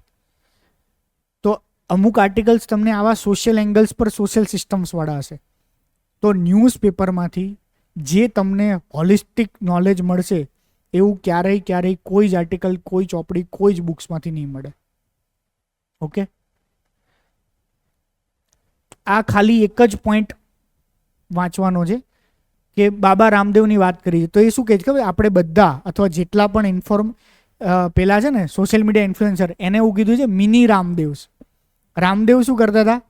મિસઇન્ફોર્મેશન ફેલાવતા હતા. રામદેવ ઇન્ફ્લુએન્સર છે. ઇન્ફ્લુએન્સર શું કામ છે? રામદેવ કંઈક કહેશે ને તો ભારતના હજારો લોકો, મારા મમ્મી, મારા પેરેન્ટ્સ, મારા મામા, મારા મામી, મારા ફઈફુઆ બધા માની લેશે. કારણ કે એને એવું લાગે છે કે આને આયુર્વેદિકનું નોલેજ છે, એને એવું લાગે છે કે આને એક પર્ટિક્યુલર સિસ્ટમનું નોલેજ છે. તો હવે એ માણસ આયુર્વેદિક કે એ સેન્સનો ઇન્ફ્લુએન્સર છે. એણે એવું કીધું કે એલોપેથિક દવાઓ એ નકામી છે. એણે એવું કીધું કે એલોપેથિક દવાઓ એ ડૉક્ટર્સ અને ફાર્માસ્યુટિકલ ઇન્ડસ્ટ્રીઝ જે છે એનું નેક્સસ છે ને એનું એક ષડયંત્ર છે.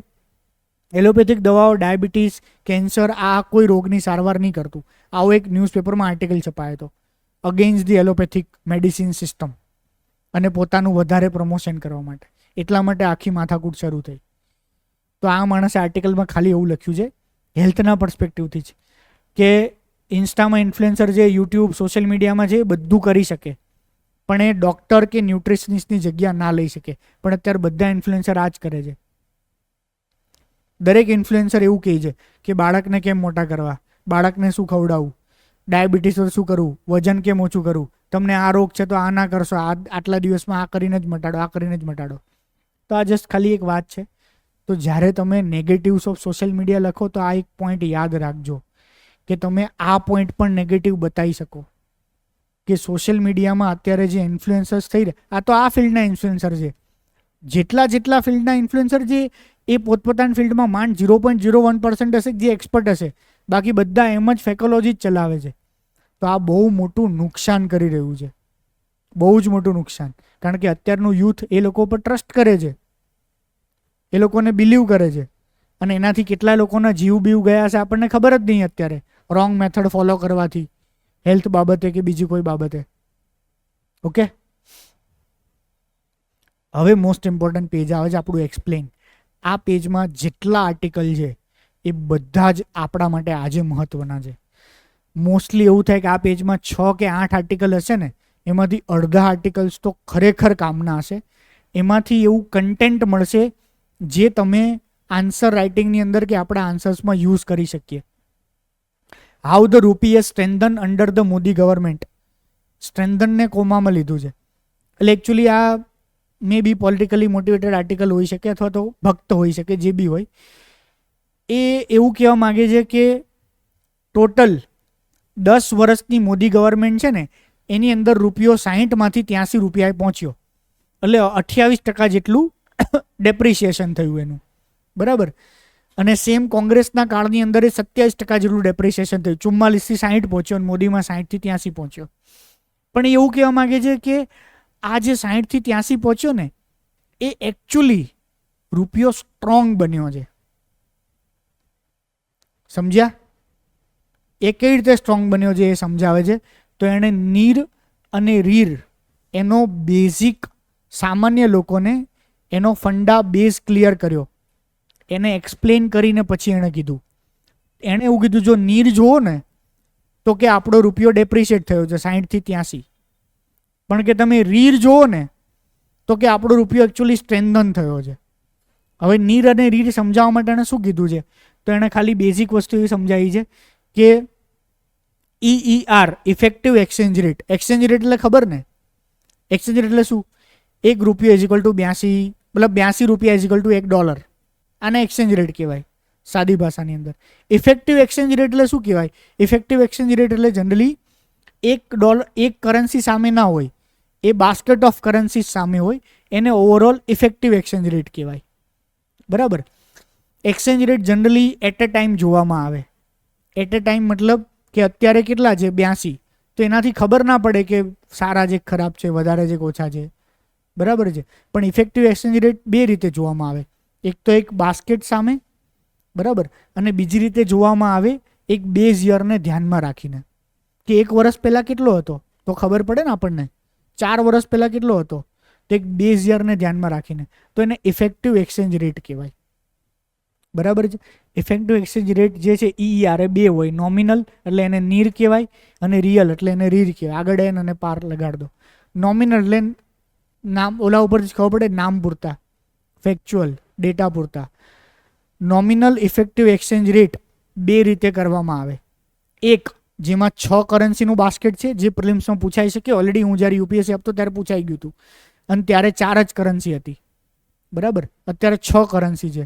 અને બીજું કે જેની અંદર 40 જેટલી કરન્સી છે. 40 કરન્સી એટલે એવી કે એ એટલા બધા દેશોની કરન્સી લઈ લીધી જે આપણા મેજર ટ્રેડિંગ પાર્ટનર હોય. એટલે આપણા 88% ભારતનો ટ્રેડિંગ પાર્ટનર છે એ આ 40 કરન્સીમાં આવી જાય છે. પણ જે ઓલા 6 જે કયા તો dollar, euro, Chinese yuan, British pound, Japanese yen અને હોંગકોંગ ડોલર. હું જ્યારે તૈયારી કરતો ત્યારે 4 જ હતું.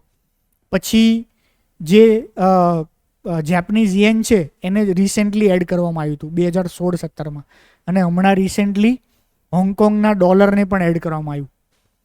ઓસ્ટ્રેલિયામાં ડોલર છે, કેનેડામાં ડોલર છે, પણ એ બધા ડોલર પહેલાં ડોલર કરતાં અલગ, એને કહેવાય ડોલર, બરાબર ને. પણ એ ડોલરની પ્રાઇસ અલગ છે બધી. તો આ 6 કરન્સીનું બાસ્કેટ જે બનાવ્યું છે એ 6 કરન્સીના બાસ્કેટની સાથે ભારતના રૂપિયાની કમ્પેરિઝન કરવામાં આવે. એ કમ્પેરિઝન પરથી ખબર પડે કે ભારતનો રૂપિયો સ્ટ્રોંગ થયો છે કે ભારતનો રૂપિયો નબળો થયો. શું કામ 6 કરન્સીનું બાસ્કેટ લીધું? ડોલર સ્ટ્રોંગ થાય, ડોલર વીક થાય, એ ડોલરના ઇન્ટરનલ મેટર પર એ બહુ બધું ડિપેન્ડ કરે, બરાબર ને. કે યુએસની ફેડરલ ગવર્મેન્ટની પોલિસીના કારણે યુએસનું ઇમ્પોર્ટ એક્સપોર્ટ વધે કે ઘટે એના ઉપર પણ ડિપેન્ડ કરે. યુએસનું એક્સપોર્ટ વધે તો ડોલર સ્ટ્રોંગ થાય, યુએસનું ઇમ્પોર્ટ વધી જાય એક્સપોર્ટ કરતાં તો એનો ડોલર વીક થાય, બરાબર. તેમાં ભારતને કદાચ કંઈ લેવા દેવાનું ના હોય તોય આપણને એવું લાગે કે 60 થી 80 થઈ ગયો. એ કેસમાં શું થાય, 6 દેશનું જો લઈએ તો એક દેશની ઇન્ટરનલ મેટર કે એક દેશની ઇન્ટરનલ સિચ્યુએશન એ આપણા રૂપિયાને અફેક્ટ ના કરે. તો ઓવરઓલ આખા 6 સામે રૂપિયો નબળો પડે છે. દેટ મીન્સ કે આપણા રૂપિયામાં પ્રોબ્લેમ છે. ઓવરઓલ બધાના કરન્સી આગળ વધી, સમજ્યા ને. તો 6 સામે એટલે લેવામાં આવે. 40 સામે લેવાનું કારણ શું? 40 સામે લેવાનું કારણ એટલે જ કે આપણો રૂપિયો વધે કે ઘટે મેજર ફરક આપણને શેમાં પડે છે? ઇમ્પોર્ટ એક્સપોર્ટમાં. ખ્યાલ આવ્યો ને. આપણું ઇમ્પોર્ટ જે છે એ મોંઘું થતું જાય વધારે, અને આપણું એક્સપોર્ટ સસ્તું થતું જાય તો આપણને નુકસાન જાય.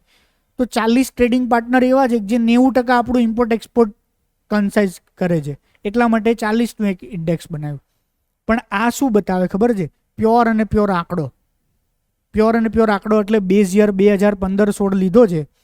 તો 2015-16ની કમ્પેરિઝનમાં ભારતનો રૂપિયો એ સ્ટ્રોંગ થયો કે ઘટ્યો પ્યોર બતાવે.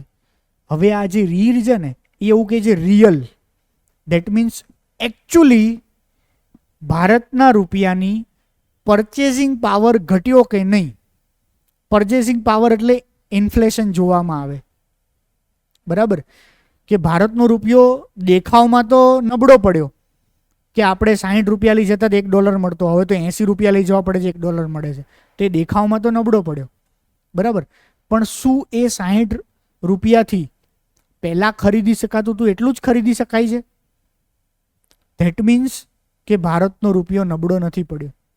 પરચેસિંગ પાવર એટલે હજી સાદી ભાષામાં કહું કે આજથી માંડીને 10 વર્ષ પહેલાં 100 રૂપિયામાં શું આવતું હતું અને આજે 100 રૂપિયામાં શું આવે છે એની કમ્પેરિઝન કરો એટલે આપણને પરચેસિંગ પાવર ખબર પડે. તો આજથી માંડીને 10 વર્ષ પહેલાં 100 રૂપિયામાં ભાજીપાઉં આવતા હતા? ભાજીપાઉં, પુલાવ બધું આવતું, બે આવતું હતું, ઉદાહરણ તરીકે આવતું હતું ને. હવે 100 રૂપિયામાં આવે છે? નહીં આવતું. દેટ મીન્સ મોંઘું થયું. ઓકે. એ રીતે તમે કંઈ પણ ગણો, કપડું, જૂતા, શૂઝ, પેન, નોટ, દૂધ, ઘરની ગ્રોસરી, શાકભાજી, 100 રૂપિયામાં આપણે કદાચ 1 કિલો ફ્રૂટ્સ લઈને આવતા હતા, બહુ બધા 3-4 ફ્રૂટ્સ લઈને આવતા હતા. અત્યારે 100 રૂપિયામાં 2 કેરી, એક જ કેરી મૂકે હાર્ડલી, એમ ફોર એક્ઝામ્પલ. તો પરચેસિંગ પાવર મતલબ કે આપણો જે 100 રૂપિયા છે એ આપણા 100 રૂપિયા એ પરચેસિંગ પાવર ઘટી ગયો છે 100 રૂપિયાનો. એ ઘટી એટલા માટે ગયો છે કારણ કે ઇન્ફ્લેશન વધ્યું છે. 100 રૂપિયા વીક થયા જેવું ના કહી શકાય. બજારમાં શાકભાજીના ભાવ વધી ગયા છે, બજારમાં કાપડ મોંઘું થઈ ગયું છે, બજારમાં બીજી બધી વસ્તુ મોંઘી થઈ. તો આ એવું કહેવા માગે છે કે મોદી સરકારમાં 60માંથી 80 રૂપિયા થયા છે ને, એ કંઈ આપણા ઇન્ટરનલ પ્રોબ્લેમના કારણે નહીં થયા, એ તો ઇન્ફ્લેશન વધ્યું છે ને એટલે થયા છે. એટલે રીરની અંદર ઇન્ફ્લેશન એડજસ્ટ કરીને પછી એક્સચેન્જ રેટ આપવામાં આવે જે રિયલ હોય, અને આ જ એકચ્યુઅલ કન્સિડર કરવામાં આવે. ખ્યાલ આવ્યો? કોઈ કન્ટ્રીમાં ઇન્ફ્લેશન વધ્યું જ નથી પણ તોય એનો ભાવ ઘટતો જાય છે, એ કન્ટ્રીનો એકચ્યુઅલ પ્રોબ્લેમ છે. કારણ કે ઇન્ફ્લેશન તો વધ્યું જ નહીં. 10 વર્ષ પહેલાં જેટલું મળતું હતું એટલાનું જ મળે છે, તોય એનું કરન્સી ઓછી થઈ ગઈ. દેટ મીન્સ હવે એની કરન્સી પ્રોબ્લેમ છે. કરન્સી પ્રોબ્લેમ છે મતલબ કે એનું એક્સપોર્ટ ઓછું થઈ ગયું, ઇમ્પોર્ટ વધારે કરે છે. આ બધા એના ઇકોનોમીના પ્રોબ્લેમ છે એટલીસ્ટ. પણ ભારતની અંદર ઇન્ફ્લેશન સતત વધતું જાય છે, એટલે ઓટોમેટિકલી આપણું જે રૂપિયાનો જે ડોલર સામેનો જે ભાવ હોય એ ઓટોમેટિક ડોલર સામેનો ભાવ ઘટે જ. ક્લિયર? થોડોક અઘરો કન્સેપ્ટ છે. પ્યોર ઇકોનોમીના ફંડામેન્ટલ્સ તમે સારી રીતે કર્યા હોય તો થઈ જાય. ઓકે. અને આવા ક્વેશ્ચન્સ પ્રિલિમ્સમાં આવે. નીર, રીર, આ બધા બેઝિક ક્વેશ્ચન્સ આવે જ. અને આમાંથી જો અઘરા સવાલ બનાવો હોય તો બહુ જ અઘરા બને જેના આન્સર ના આપી શકાય. પણ લકીલી આપણા માટે સારું છે કે ઇવન યુપીએસસી કે જીપીએસસીની પ્રિલિમ્સ એક્ઝામમાં ઇકોનોમીના ક્વેશ્ચન્સ ક્યારેય અઘરા નથી પૂછતા. નીર અને રીર એટલે શું એવું જ પૂછે. મેં તમને હમણાં જેવી સિચ્યુએશન આપી કે કન્ટ્રી એક્સ અને કન્ટ્રી વાય, પછી તમને સિચ્યુએશન બનાવીને આપે કે કન્ટ્રી એક્સનું ડોલર સામે એક્સચેન્જ રેટ ઘટી રહ્યું છે, કન્ટ્રી વાયનું પણ ઘટી રહ્યું છે, પણ કન્ટ્રી એક્સમાં ઇન્ફ્લેશન વધારે છે અને કન્ટ્રી વાયમાં ઇન્ફ્લેશન ઓછો છે, તો બંનેમાંથી કઈ કન્ટ્રીનું પેલું ડેપ્રિશિએટ થઈ રહ્યું છે વધારે? આવો અઘરો ક્વેશ્ચન નહીં પૂછતા, કારણ કે આમાં તમારે બહુ વિચારવું પડે. બહુ જ બેઝિક ક્વેશ્ચન્સ પૂછાય ઓલવેઝ પ્રિલિમ્સમાં, અને મેઇન્સમાં પણ બેઝિક પૂછાય. પણ મેં તમને આ એક એક્ઝામ્પલ એટલા માટે ડિટેલમાં કીધું, જો તમે ઇન્ડિયન એક્સપ્રેસ થરોકલ વાંચતા હશો ને તો મારી ગેરંટી આખું ઇકોનોમી પૂરું થશે. હું મારું જ એક્ઝામ્પલ લઉં. 2014, 15 અને 16 આ 3 વર્ષમાં મારી પાસે મેં ઇકોનોમીની 0 બુક વસાવી હતી. મેં ઇકોનોમીની બુક વાંચી હતી 11મા અને 12માની જે એનસીઆરટીઓ જેમાં ફંડામેન્ટલ્સ હોય, અને ઇકોનોમીનું કરંટ અફેર્સ. બાકી ઇકોનોમીની સ્ટાન્ડર્ડ બુક મેં નહીં વાંચી. ન્યૂઝપેપરમાં ઇચ એન્ડ એવરી ટાઈમ આવા કેટલાય ફંડા આવશે. આર્ટિકલ્સની અંદર તમે અંડરલાઇન વર્ડ કરી શકો. એને અંડરલાઇન કરીને મેં પેલું અર્થપેડિયા વેબસાઇટ બતાવી હતી ને, હું અર્થપેડિયામાં જઈને આખો મિનિંગ વાંચી લેતો હતો, બરાબર, અને એમાંથી આખું ફંડામેન્ટલ ક્રિએટ થઈ જતું હતું. તો તમે આની અંદરથી જ ફંડામેન્ટલ ક્રિએટ કરી શકો. ઓકે. પ્લાસ્ટિકની ગ્લોબલ ટ્રીટી બનવાની છે, એની આ વાત કરી રહી છે, બરાબર. તો આવું એક પિક્ચર કે ચિત્ર તમે દોરી શકો. જો આનો બહુ મિનિંગ નથી ચિત્રનો, એકચ્યુઅલી કોઈ મિનિંગ, તોય તમે જુઓ કેવું છે. ફાર્મમાંથી માણસમાં આવે, હવામાંથી માણસમાં આવે, પાણીમાંથી. તો એકચ્યુઅલી આ હવા, જમીન, પાણી 3 જ વસ્તુ લખી છે, કંઈ બીજું કંઈ સોર્સ નહીં. તો આ લખવાની જ ના જરૂર. આપણને ખબર જ છે કે હ્યુમન બોડીમાં ક્યાંથી આવવાનું, ઇન્જેક્શનમાંથી પ્લાસ્ટિક આવવાનું નહીં. મેજર સોર્સ આ 3 જ છે ને. પણ ઘણીવાર આવું સિમ્પલ પણ પ્રેઝન્ટેશન કરતાં આવડવું જોઈએ, જેથી તમે જે તમારા પોઈન્ટ છે ને એને ડિસ્ટ્રેક્ટ કરી શકો. તમારું જે આન્સર વીક જે છે ને, તમારા પાસે વીક કન્ટેન્ટ વીક હોય ને, એને તમે ડિસ્ટ્રેક્ટ કરીને અહીંયા કરી શકો.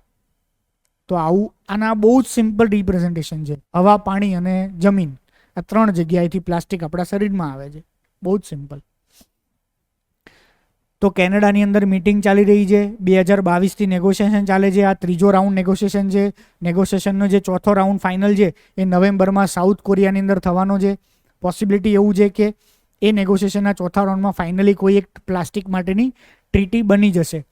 આ જો ટ્રીટી બનશે તો 2015ની પેરિસ ક્લાઇમેટ એગ્રીમેન્ટવાળી ટ્રીટી પછી એક લેન્ડમાર્ક અને મોસ્ટ ઇમ્પોર્ટન્ટ કોઈ એક ટ્રીટી હશે.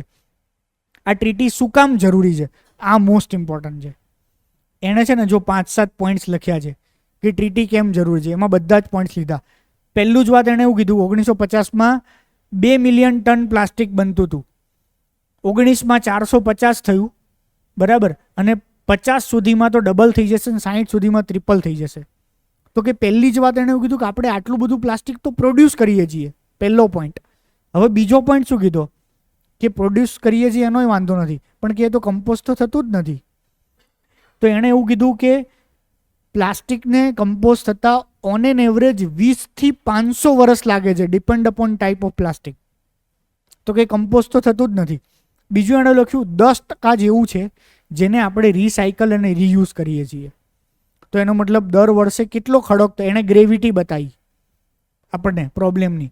હવે પ્રોબ્લેમની ગ્રેવિટીમાં શું કીધું કે આ પ્લાસ્ટિક આપણે જોઈએ જેવું પ્લાસ્ટિક નથી, એ પ્લાસ્ટિક હવા, જમીન અને પાણી એમાં ભળી ભળીને માઇક્રો પ્લાસ્ટિકમાં થઈ જાય છે, અને ક્યારેક માઇક્રોમાંથી નેનો પ્લાસ્ટિકમાં કન્વર્ટ થઈ જાય છે. માઇક્રો અને નેનો પ્લાસ્ટિક થયું દેટ મીન્સ એ તો હવામાં હશે કાલ સવારે એટલું પ્લાસ્ટિક હશે કે આપણે જેમ શ્વાસ લઈએ છીએ પેલું કાર્બન શૂટ્સ ને બધું આવે છે, એ રીતે કાલ સવારે માઇક્રો કે નેનો પ્લાસ્ટિક એ આપણા શ્વાસમાં હશે. અને મે બી એવો પ્રોબ્લેમ થાય કે બધાના લંગ્સમાં પ્લાસ્ટિક ભેગા થઈ રહ્યા છે અને લંગ્સ ધીમે ધીમે પ્લાસ્ટિકથી ભરાઈ રહ્યા છે અને કેપેસિટી ફૂલ થઈ રહી છે. પછી એણે એવું કીધું કે જે પ્લાસ્ટિક છે એમાં ત્રીજો પ્રોબ્લેમ, તો કે પ્લાસ્ટિકમાં ઓન એન એવરેજ 16,000 જેટલા કેમિકલ્સ હોય, અને આ જે 16,000 જેટલા કેમિકલ છે કેન્સર, ડાયાબિટીસ, રિપ્રોડક્ટિવ સિસ્ટમના ડિસઓર્ડર આ બધું જ ક્રિએટ કરે.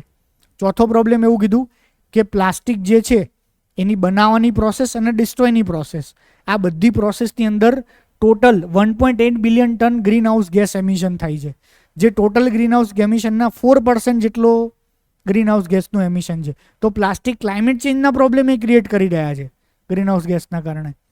અને છેલ્લું એવું કહે છે કે આ પ્લાસ્ટિકમાંથી જે એમિશન છે એ 20% સુધી થઈ જશે 2050માં. તો આટલા બધા પ્લાસ્ટિકના પ્રોબ્લેમ કીધા. પ્રોબ્લેમ પરથી એણે સમજાવ્યું કે આ નેગોશિએશન શું કામ ઇમ્પોર્ટન્ટ છે, આ ટ્રીટી શું કામ ઇમ્પોર્ટન્ટ છે.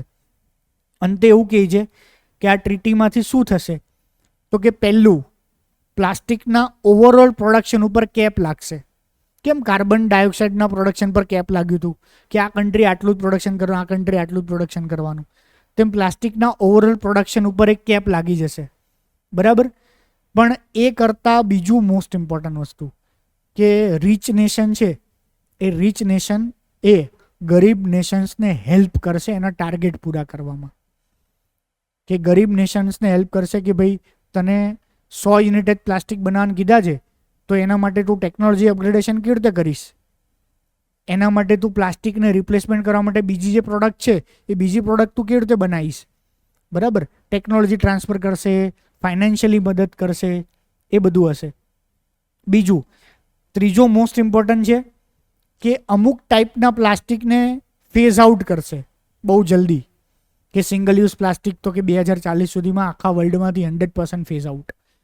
અમુક ટાઈપના પ્લાસ્ટિક જે છે એ પ્લાસ્ટિકની અંદર ડિસાઇડ કરશે કે આટલા જ કેમિકલ યુઝ થાય, આટલા બહુ હેઝાર્ડસ કેમિકલ છે એ અમુક કેમિકલ્સ એની અંદર યુઝ નહીં થાય.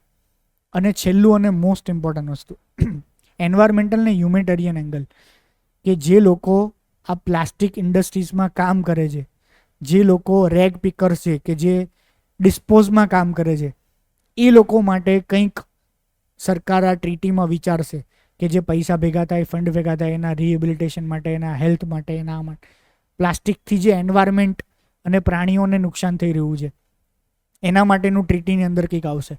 એટલે અત્યારે આ બધી વાત ચાલી રહી છે, પણ હવે આની અંદર મેજર પ્રોબ્લેમ શું જ ખબર છે, બહુ જ મોટી મોટી કેમિકલ ઇન્ડસ્ટ્રીઝ છે જેમાં પેટ્રોકેમિકલ આવી ગયા, જનરલ કેમિકલવાળા આવી ગયા. કારણ કે પ્લાસ્ટિક બને છે પેટ્રોકેમિકલમાંથી. એટલે ગુજરાતમાં, ભારતમાં પ્લાસ્ટિક કોણ બનાવે છે? એક જ માણસ બનાવે છે, રિલાયન્સ. ભારતમાં પ્લાસ્ટિકની 100% મોનોપોલી રિલાયન્સ પાસે છે. મોનોપોલી એટલે કેવી મોનોપોલી? બધું પ્લાસ્ટિક શેમાંથી બને? મતલબ બહુ મોટા પ્લાસ્ટિકના કેન બનાવવા છે, ટેન્કર બનાવવા છે, દરવાજા બનાવવા છે કે નાનકડી થેલી બનાવવા છે, એ દાણામાંથી બને. અલગ અલગ પ્રકારના દાણા આવે, એનું રો મટીરિયલ. એ દાણા બને શેમાંથી? તો કે પેટ્રોકેમિકલમાંથી, બરાબર. તો દાણાની 95% to 90% મોનોપોલી રિલાયન્સ પાસે છે. કેટલું હેવી વેઇટ છે, જસ્ટ ઇમેજિન કરો કેટલું પાવરફુલ છે. શું ભારતમાં એવા કડક કાયદા બનવા દે? તો વર્લ્ડ લેવલે આ જે લોબી છે એ આના કરતાં સખત પાવરફુલ છે. એ લોબી આ ટોક્સની અંદર ઇશ્યુઝ ક્રિએટ કરી રહી છે. એ લોબી શું કરી રહી છે? એ લોબી એવું કહે છે કે પ્લાસ્ટિકનો વેસ્ટ અને રિસાયકલ કેમ કરવું એના પર જ ફોકસ કરો. પ્લાસ્ટિક તો બનાવશું જ, કેમિકલ એ વાપરશું જ, બધું ચાલુ રાખો કારણ કે એ તો જરૂરિયાત છે, પણ કે જેટલું બને છે ને એનું આપણે વેસ્ટેજ સારી રીતે કરશું અને અડધાનું વેસ્ટેજ કરશું જે ના વપરાય અને બાકીનું રિસાયકલ કરશું, કે આ જ ટ્રીટીમાં કરો.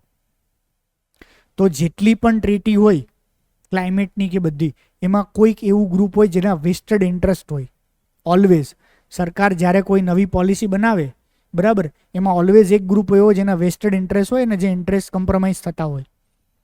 તો એ લોકોનું પણ ધ્યાન રાખવાનું હોય કારણ કે એ લોકો ક્યાંક પોલિટિકલ ફંડર્સ હોય, એ લોકો ક્યાંક બહુ મોટા ઇન્ફ્લુએન્સર્સ હોય અને એ લોકો આ નેગોશિએટને આખું પેલું કરે. કેવી રીતે કરે? તમે અહીંયા જુઓ આખી વસ્તુ કે 65 દેશો છે જેને હાઈ એમ્બિશન કોલિશન કહી શકાય. આ જે 65 દેશો છે એ 65 દેશો એવું કહે છે કે 2040 સુધીમાં સિંગલ યુઝ પ્લાસ્ટિકને તો ફેઝ આઉટ જ કરવું છે. મોટા ભાગના આફ્રિકન કન્ટ્રીઝ, મોટા ભાગના યુરોપિયન કન્ટ્રીઝ, બસ આ જ છે. ખાસ કરીને આનો વિરોધ કોણ કરે છે? તો કે આનો વિરોધ કરી રહ્યા છે યુએસએ, આનો વિરોધ કરી રહ્યા છે ચાઇના, બરાબર. એવા જે કન્ટ્રીઝ છે કે જે કન્ટ્રીઝની અંદર મોટા મોટા, ભારત આની અંદર સુસુપ્ત જેવું છે કારણ કે રિલાયન્સ બહુ મોટું છે.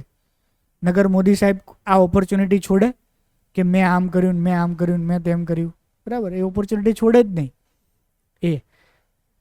તો ભારત એ ચૂપ છે કારણ કે એક સિંગલ પ્લેયર એવો છે કે જે સિંગલ પ્લેયર બહુ જ મોટો ઇન્ફ્લુએન્સર છે આ ફિલ્ડની અંદર ને આ વસ્તુની અંદર. એટલે આ જસ્ટ ખાલી બહાર નીકળશે. મેં તમને બેકગ્રાઉન્ડ આપ્યું. બેકગ્રાઉન્ડનો મતલબ એવો છે કે જ્યારે હવે નવેમ્બરમાં મિટિંગ્સ થાય ત્યારે આને ફોલો કરવાનું સ્ટ્રિક્ટલી, અને આની ઉપરથી ક્વેશ્ચન્સ 100% આવશે. એસેમાં પણ પૂછાઈ શકે, ઇન જનરલ ગુજરાતી ઇંગ્લિશના કોઈક ફોર્મેટમાં પણ ક્યાંક કામ આવી શકે, બરાબર. ગાંધીનગરમાં પ્લાસ્ટિકવાળા બોર્ડર બેનર્સ લાગ્યા છે, ખબર છે? કોઈ વાંચ્યું? એસજી હાઈવે પરથી આવીએ ત્યાં જ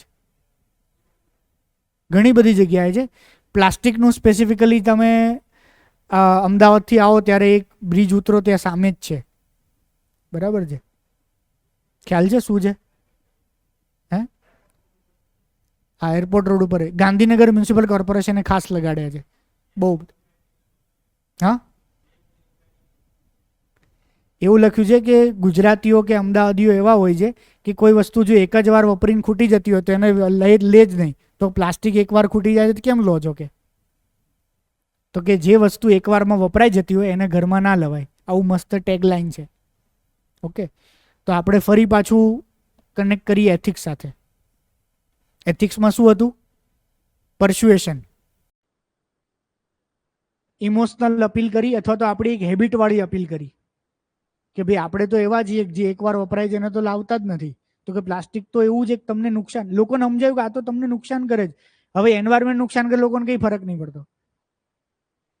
તમારે ખીચાને નુકસાન કરે છે, એક વારમાં વપરાઈ જાય છે, તમને નુકસાન છે. એવી વસ્તુ વાપરો ને કે 10 વાર વાપરી શકો, 100 વાર વાપરી શકો, એવો મેસેજ આપ્યો છે એ લોકોને.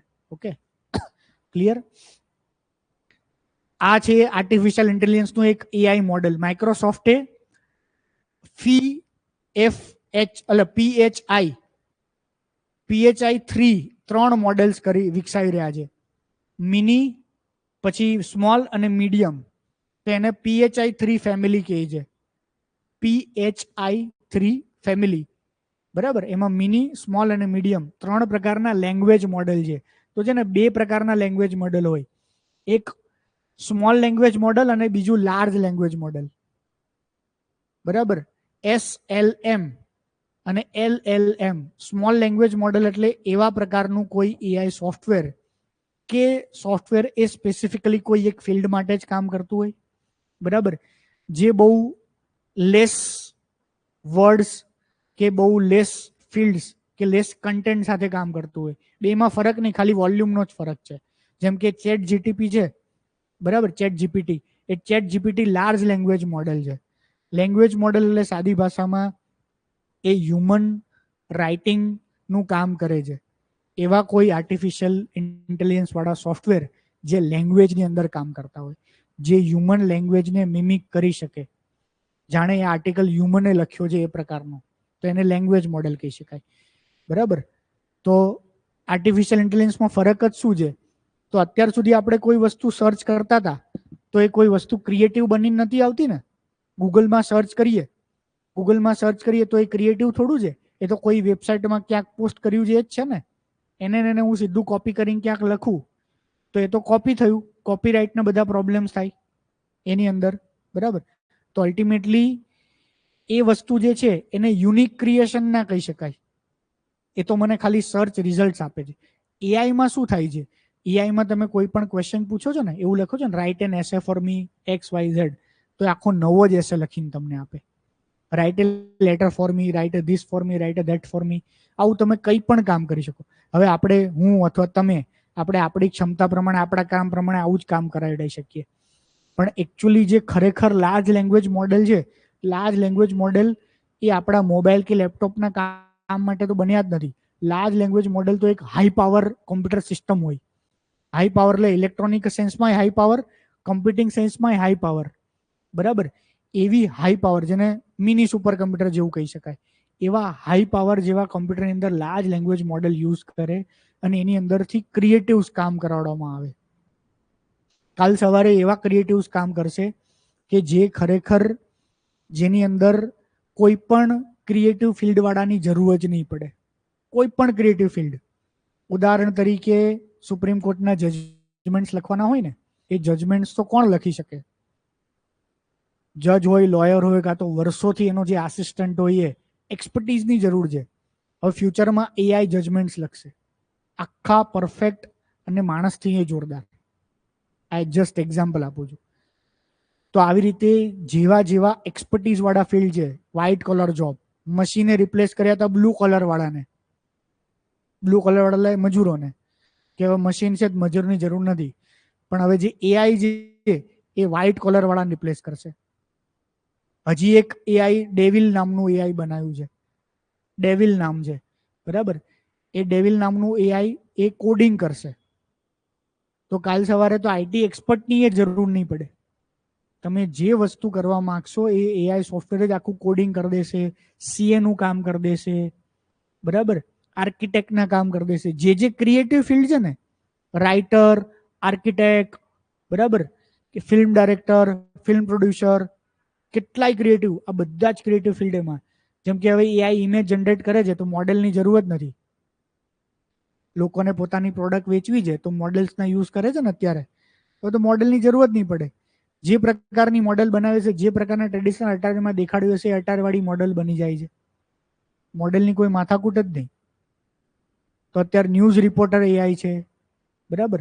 પર્સનલ લાઈફની અંદર એઆઈ આવે છે.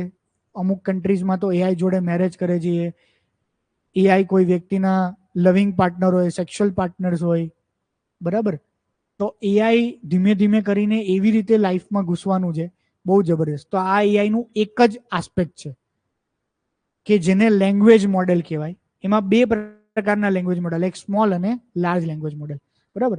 આ એટલું બહુ ડિટેલ નથી, પણ જસ્ટ કોઈ પણ સાયન્સ ટેકનો કન્સેપ્ટ હોય ને, એની અન્ડરસ્ટેન્ડિંગ તમારી ક્લિયર હોવી જોઈએ કે આ શું છે, એઆઈ શું છે, કયા કયા ફિલ્ડમાં કામ કરશે. એઆઈનું એક પાર્ટ લેંગ્વેજ કામ હોય છે, તો એને કહેવાય લેંગ્વેજ મોડેલ્સ. બરાબર. આ જરૂરી નથી, મેં ખાલી બસ મારા પેલા શોખ માટે વાંચ્યું હતું, પણ ક્યાંક આવા એક્ઝામ્પલ્સ આપી શકાય. બરાબર. આનું જે વાત છે આ બિલકુલ જરૂર નહીં. હમણાં જે યુએસના પ્રેસિડેન્ટ છે, યુએસના પ્રેસિડેન્ટે વાતમાં એવું કીધું કે ભાઈ મારા કાકા હતા એ વર્લ્ડ વોર 2 માટે ગયા હતા, એનું પ્લેન તૂટી પડ્યું દરમિયાન જાપાન જોડે વોરમાં, અને એ પપ્પુનું ગુનિયા એટલે ઓસ્ટ્રેલિયા જે છે ને અહીંયા પડ્યું. તો કે એનો લાશ કે બોડી કે કશું ના મળ્યું, કે ત્યાં બધા નરભક્ષી લોકો છે એને ખાઈ ગયા. તો આ એક નરભક્ષી વર્ડ જે બોલ્યા ને, એક પ્રકારની વેસ્ટર્ન માનસિકતા દર્શાવે છે એવો આર્ટિકલ છે આખો. બરાબર. એક્સપ્લેન્ડ કલ્ચર લખ્યું છે ને, તો એને એવું કીધું કે વેસ્ટર્ન લોકોએ શું કર્યું છે, તો વેસ્ટર્ન લોકોએ પોતાનો એજન્ડા કે પ્રોપોગેન્ડા પૂરો કરવા માટે આવી રીતે લોકોને લેબલ્સ લગાડ્યા છે. આ લોકોને લેબલ્સ કેવી રીતે લગાડ્યા? તો મેક્સિકો અને એ બધા દેશો છે ને, મેક્સિકો નો ખ્યાલ છે ને, કેનેડા, યુએસએ નીચે મેક્સિકો, પછી આખા નીચે બધા સાઉથ અમેરિકન કન્ટ્રીઝ આવે. તો મેક્સિકો અને એની બાજુમાં વેસ્ટ ઇન્ડિઝ ને બધા કન્ટ્રીઝ આખા, આ બધા જ જગ્યાએ સૌથી પહેલા કોલોનાઇઝેશન કરવા માટે સ્પેન વાળા લોકો નીકળ્યા. સૌથી પહેલા કોલોનાઇઝેશન સ્પેન વાળાએ કર્યું. એ લોકો જ મેગેલન બેગેલન બધા વર્લ્ડમાં ફરતા હતા ને, સ્પેનિશ પીપલ જ હતા બધા. એ લોકોએ ત્યાં કોલોનાઇઝ કરવા માટે શું કર્યું? તો જે 25, 50, 100 લોકો ત્યાં ગયા, બરાબર, 25, 50, 100 કે 500 લોકો ગયા, એ પોતાના દેશમાં આવીને પાછું રિપ્રેઝેન્ટ કરે ને કે ત્યાં શું છે, બરાબર. પોતાના રાજાને કન્વિન્સ કરવાનો હોય કે ત્યાં કેમ વોર કરીએ છીએ, કેમ આ કરીએ, તો એવો મેસેજ ત્યાં આપે કે આ બધા લોકો તો નરભક્ષી છે, આ બધા લોકો તો આવું ઘૃણાસ્પદ કાર્ય કરે છે. તો પહેલેથી જ એ સ્પેનની અંદર એ લોકો એમને નરભક્ષી કે એવા સાબિત કરીને ત્યાં એમણે કોલોનાઇઝેશનને બધું શરૂ કર્યું. સેમ વ્હાઇટ મેન્સ બર્ડન તમે સાંભળ્યું જ હશે, બરાબર, કે ઇંગ્લેન્ડ કે યુરોપિયન બધા જ કન્ટ્રીઝ આવી ગયા એમાં. યુરોપિયન કન્ટ્રીઝ વર્લ્ડમાં બધી જગ્યાએ કોલોનાઇઝેશન એમ્પેરિયલિઝમ ફેલાયું. તો પોતાના કન્ટ્રીમાં ત્યાંના રાઇટર્સ બધા છે, એ બધા રાઇટર્સ એવી એવી પોયમ લખતા. એ પોયમનું નામ છે વ્હાઇટ મેન્સ બર્ડન, કે આખા વર્લ્ડના બધા જ લોકો અનકલ્ચર્ડ છે, જાહિલ છે, ગવાર છે, એ લોકોની રાઇચ્યુઅલ્સ એવી છે, બરાબર. એ લોકોને સિવિલાઇઝ કરવાની જવાબદારી, રિસ્પોન્સિબિલિટી, એ બર્ડન આપણું છે. આવું કરીને એ લોકો કોલોનાઇઝેશન બધું કરતા હતા. તો પપ્પુના ગુનિયાની ખાલી એવી વાત છે કે એ લોકો નરભક્ષી નહોતા, મતલબ નરભક્ષી પ્રેવિલન્ટ હતું. પણ નરભક્ષી એટલે શું? નરભક્ષી એટલે ડાર્વિનની ભાષાની અંદર એવું કહેવાય કે જે સ્પીસીસ એ પોતાના જ સ્પીસીસને ખાય એને નરભક્ષી કહેવાય સાદી ભાષામાં, જે નેચરમાં જોવા મળે છે. પણ નેચરમાં જે આ જોવા મળે છે ને એનું રીઝન હોય છે, બરાબર. જેમ કે સાપ બહુ બધા ઈંડા આપે બી પોતાના જ બચ્ચાને ખાઈ જાય, ન્યુટ્રિશન પર્પઝ માટે. એટલા માટે એવું સિસ્ટમ જ હોય કે લાખો કરોડો ઈંડા આપે, તો સમજે ને, હજારો ઈંડા હોય અને હજારો સાપમાંથી બધાને ખાઈ જાય. તો નેચરની સિસ્ટમ જ હજારો મમ્મી ના ખાય તો કેટલા સાપો થઈ જાય, ઉદાહરણ તરીકે. તો આવી એક સિસ્ટમ. બીજી સિસ્ટમ એટલા માટે કે સર્વાઈવલ ઓફ ધ ફિટેસ્ટ, બરાબર. તો એવી અલગ અલગ પર્પઝની સિસ્ટમ હોય. સેમ એ વસ્તુ એંગલ કરીને અહીંયા સમજાયું છે કે ભાઈ પપ્પુનું ગુનિયાની અંદર જે આ સિસ્ટમ હતી એ બે કારણે હતી. સૌથી પહેલું કારણ ઇટિંગ વિચીસ, નોટ હ્યુમન્સ. કોરોવાઈ નામનું ટ્રાઇબ એવું હતું, કોરોવાઈ નામના ટ્રાઇબની અંદર એ લોકોને બાયોલોજીનું કે રોગનું નોલેજ નહોતું. તો એ ટ્રાઇબની અંદર એવું થતું હતું કે જે માણસો બીમાર પડે ને એ માણસો સિવિરિંગ કરે, આમ ધ્રુજે ને એવું બધું. તો એ લોકોને એવું લાગે કે આની અંદર આત્મા વીચ પ્રવેશી ગયું છે, બરાબર. એટલે વીચ પ્રવેશી ગયું એટલે ડેથ થઈ જાય ને, એટલે એ ટ્રાઇબના પુરુષ લોકો એના ડેડ બોડીને ખાઈ જાય. એ લોકો વીચને ખાય છે, માણસને નહીં ખાતા. જે પણ એનો, પણ જ્યારથી એ લોકોને નોલેજ મળ્યું પછી એ ખાવાનું બંધ કરી દીધું. તો એ જે હતું એની પાછળનું કઈ કલ્ચરલ રીઝન હતું. એ લોકોને એવું હતું કે ભાઈ આ છગનભાઈ નહીં, હવે આ કોણ છે? તો કે આ ફોર એક્ઝામ્પલ આત્મા છે. તો કે અમે માણસને નહીં ખાતા, અમે તો કે ભાઈ એ રાક્ષસને ખાઈએ છીએ. હવે એ રાક્ષસ જ છે અને એ મરી જાય, છગનભાઈની ડેડ બોડી થઈ ગઈ, પણ એ રાક્ષસ તો જીવતું છે ને, તો એને નાશ જ કરવો પડે કમ્પ્લીટલી એન મગજમાં. આ પહેલું રીઝન હતું. બીજું રીઝન, જે બીજી એક ટ્રાઇબ હતી, એ બીજી ટ્રાઇબનું કારણ હતું ઇમોશન્સ અને લવ. આ લવ અને act of love and grief. 4 નામની ટ્રાઇબ હતી. એ ટ્રાઇબ એવું કે જે એનું લવડ વન ને ક્લોઝ વ્યક્તિ ડેથ થઈ ગઈ ટ્રાઇબના કોઈ મેમ્બરની, તો કાં તો પક્ષીઓ ખાઈ જાય, કાં તો જમીનમાં કીડા મકોડા ખાઈ જાય, કાં તો આ લોકો દરિયામાં નાખી દે તો એ લોકો ખાઈ જાય. તો કે આ લોકો ખાય એની કરતા કે એને રિસ્પેક્ટ માટે, એના પ્રેમ માટે એ લોકો જ ખાઈ જાય. એટલે કેટલીક કલ્ચરલ વસ્તુ આપણે એક્સપ્લેન ના કરી શકીએ. ઓકે, તો આ જસ્ટ ખાલી એની વાત છે, કેનિબલિઝમ. ફરી પાછું ઇલેક્શન્સ વાળું, આ પણ આખું ઇલેક્શન્સ વાળું પેજ છે. આઈડિયાઝ એક્સચેન્જ પેજમાં કોકનો આર્ટિકલ હોય, બહુ જ મોટો આખો ફ્રન્ટ પેજ. હવે એલન મસ્ક છે ને 20 તારીખે અહીંયા આવવાના હતા, એ કેન્સલ થયું. એના 7 દિવસ પછી એ ચાઇના પહોંચી ગયા, બરાબર. તો આ આર્ટિકલ્સ ખાલી આપણે વાંચીએ ને ઉપર છેલ્લો મોટા લેવલે, તો આપણને ખ્યાલ આવે કે ભાઈ બહુ જ મોટી મોટી મલ્ટીનેશનલ કંપનીઝ છે. એ મલ્ટીનેશનલ કંપનીઝ કેવી રીતે કામ કરતી હોય. મસ્ક ચાઇના એટલા માટે ગયા કારણ કે મસ્કના પોતાના બાપની કંપની નથી, હજારો લોકોના ઇન્વેસ્ટર છે, એ એને ક્વેશ્ચન્સ કરે, એ એને આન્સરેબલ છે. આપણને એવું લાગે મસ્ક ઓનર છે એની પર્સન્ટેજ બહુ જ ઓછા હોય, બધા ઇન્વેસ્ટર મુજબ જ ચાલતું હોય, બરાબર.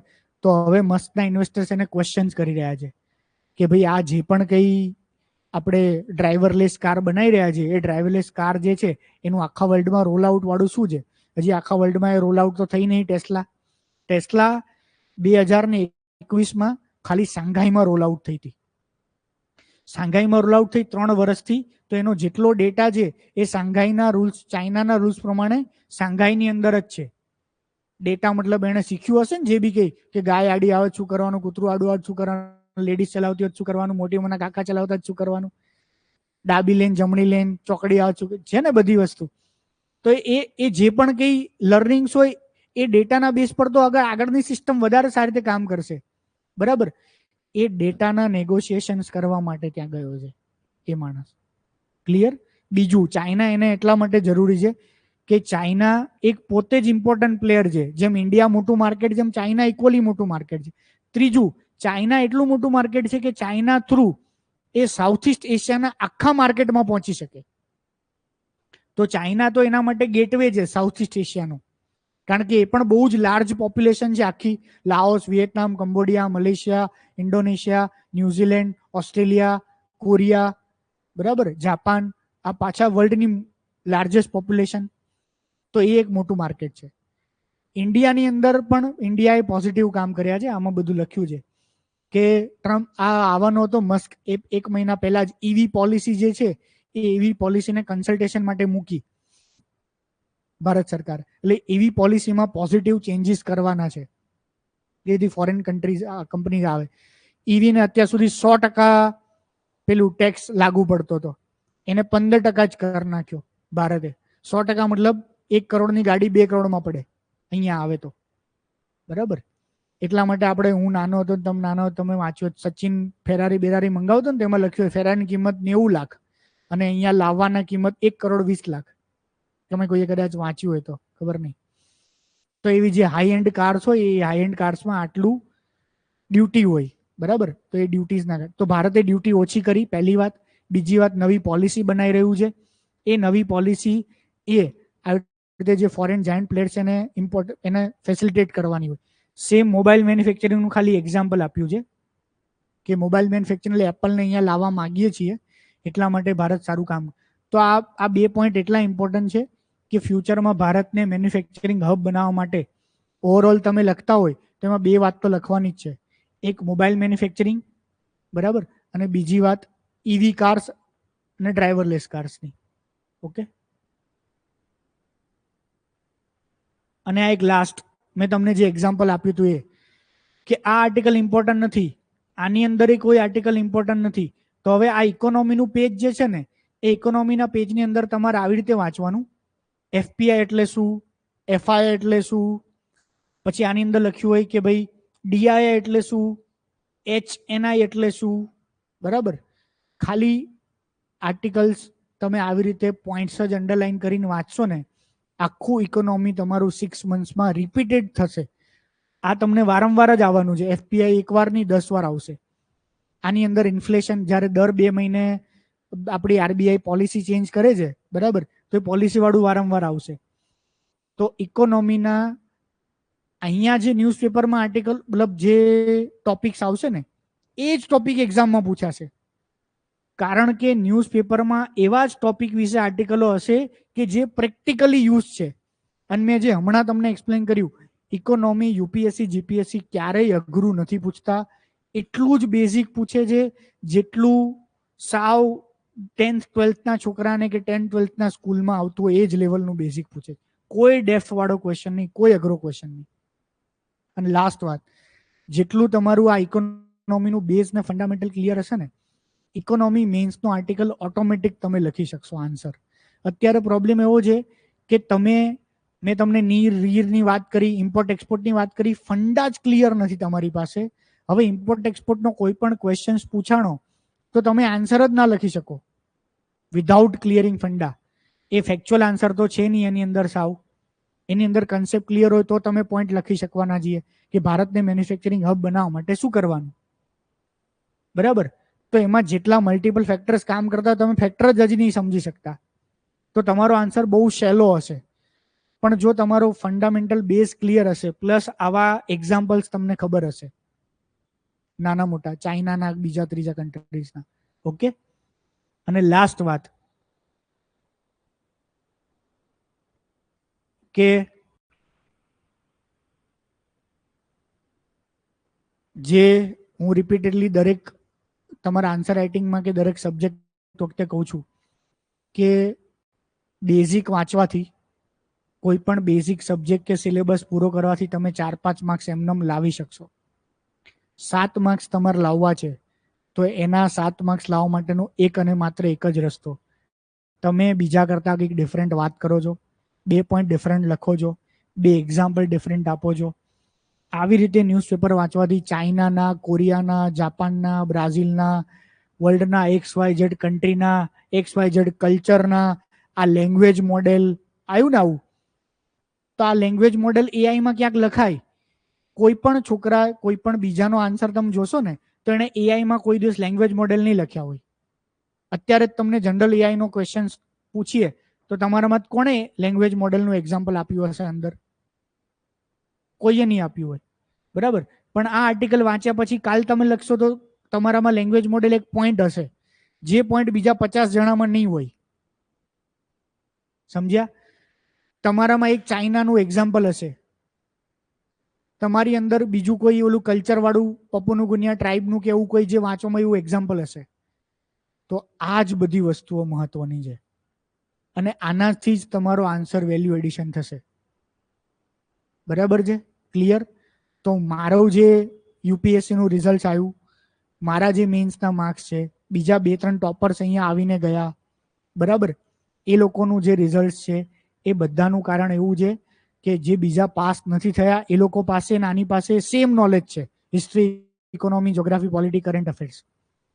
પણ કદાચ જે બીજા 2-3 પોઈન્ટ્સ આ માણસો લખી રહ્યા છે એ બીજા 2-3 પોઈન્ટ્સ આ માણસો પાસે ડિફરન્ટ છે, જે તમારી પાસે હોવા જોઈએ અને જે બુક્સ વાંચવાથી નહીં આવે અને વિઝન, ઇનસાઇટ કે યુવાની ચોપડી વાંચવાથી નહીં આવે.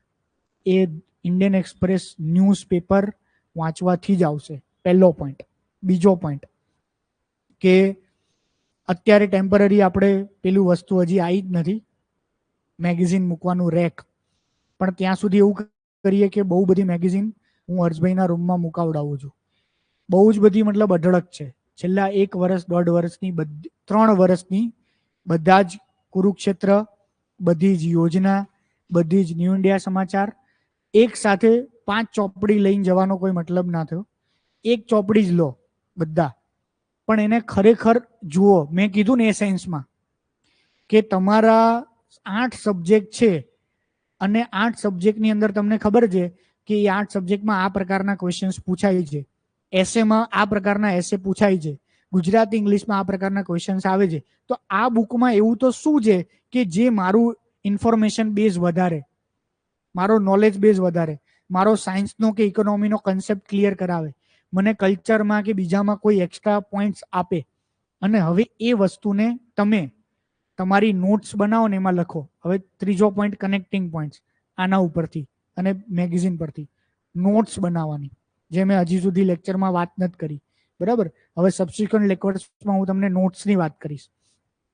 આમાંથી જે 10 પોઈન્ટ તમે લીધા ને એ 10 પોઈન્ટની નોટ્સ બનાવો. અને એ 10 પોઈન્ટની નોટ્સ કેવી રીતે બનાવો? તો કાં તો તમે એક જ મોટા ચોપડામાં તમે લખી શકતા હો તો એક જ મોટા ચોપડામાં લખો, પણ એક મોટા ચોપડામાં જો તમે થરોકલ બહુ જ આર્ડેન્ટલી નોટ્સ બનાવતા હશો ને તો ભેગું થતું જશે 6 મહિને.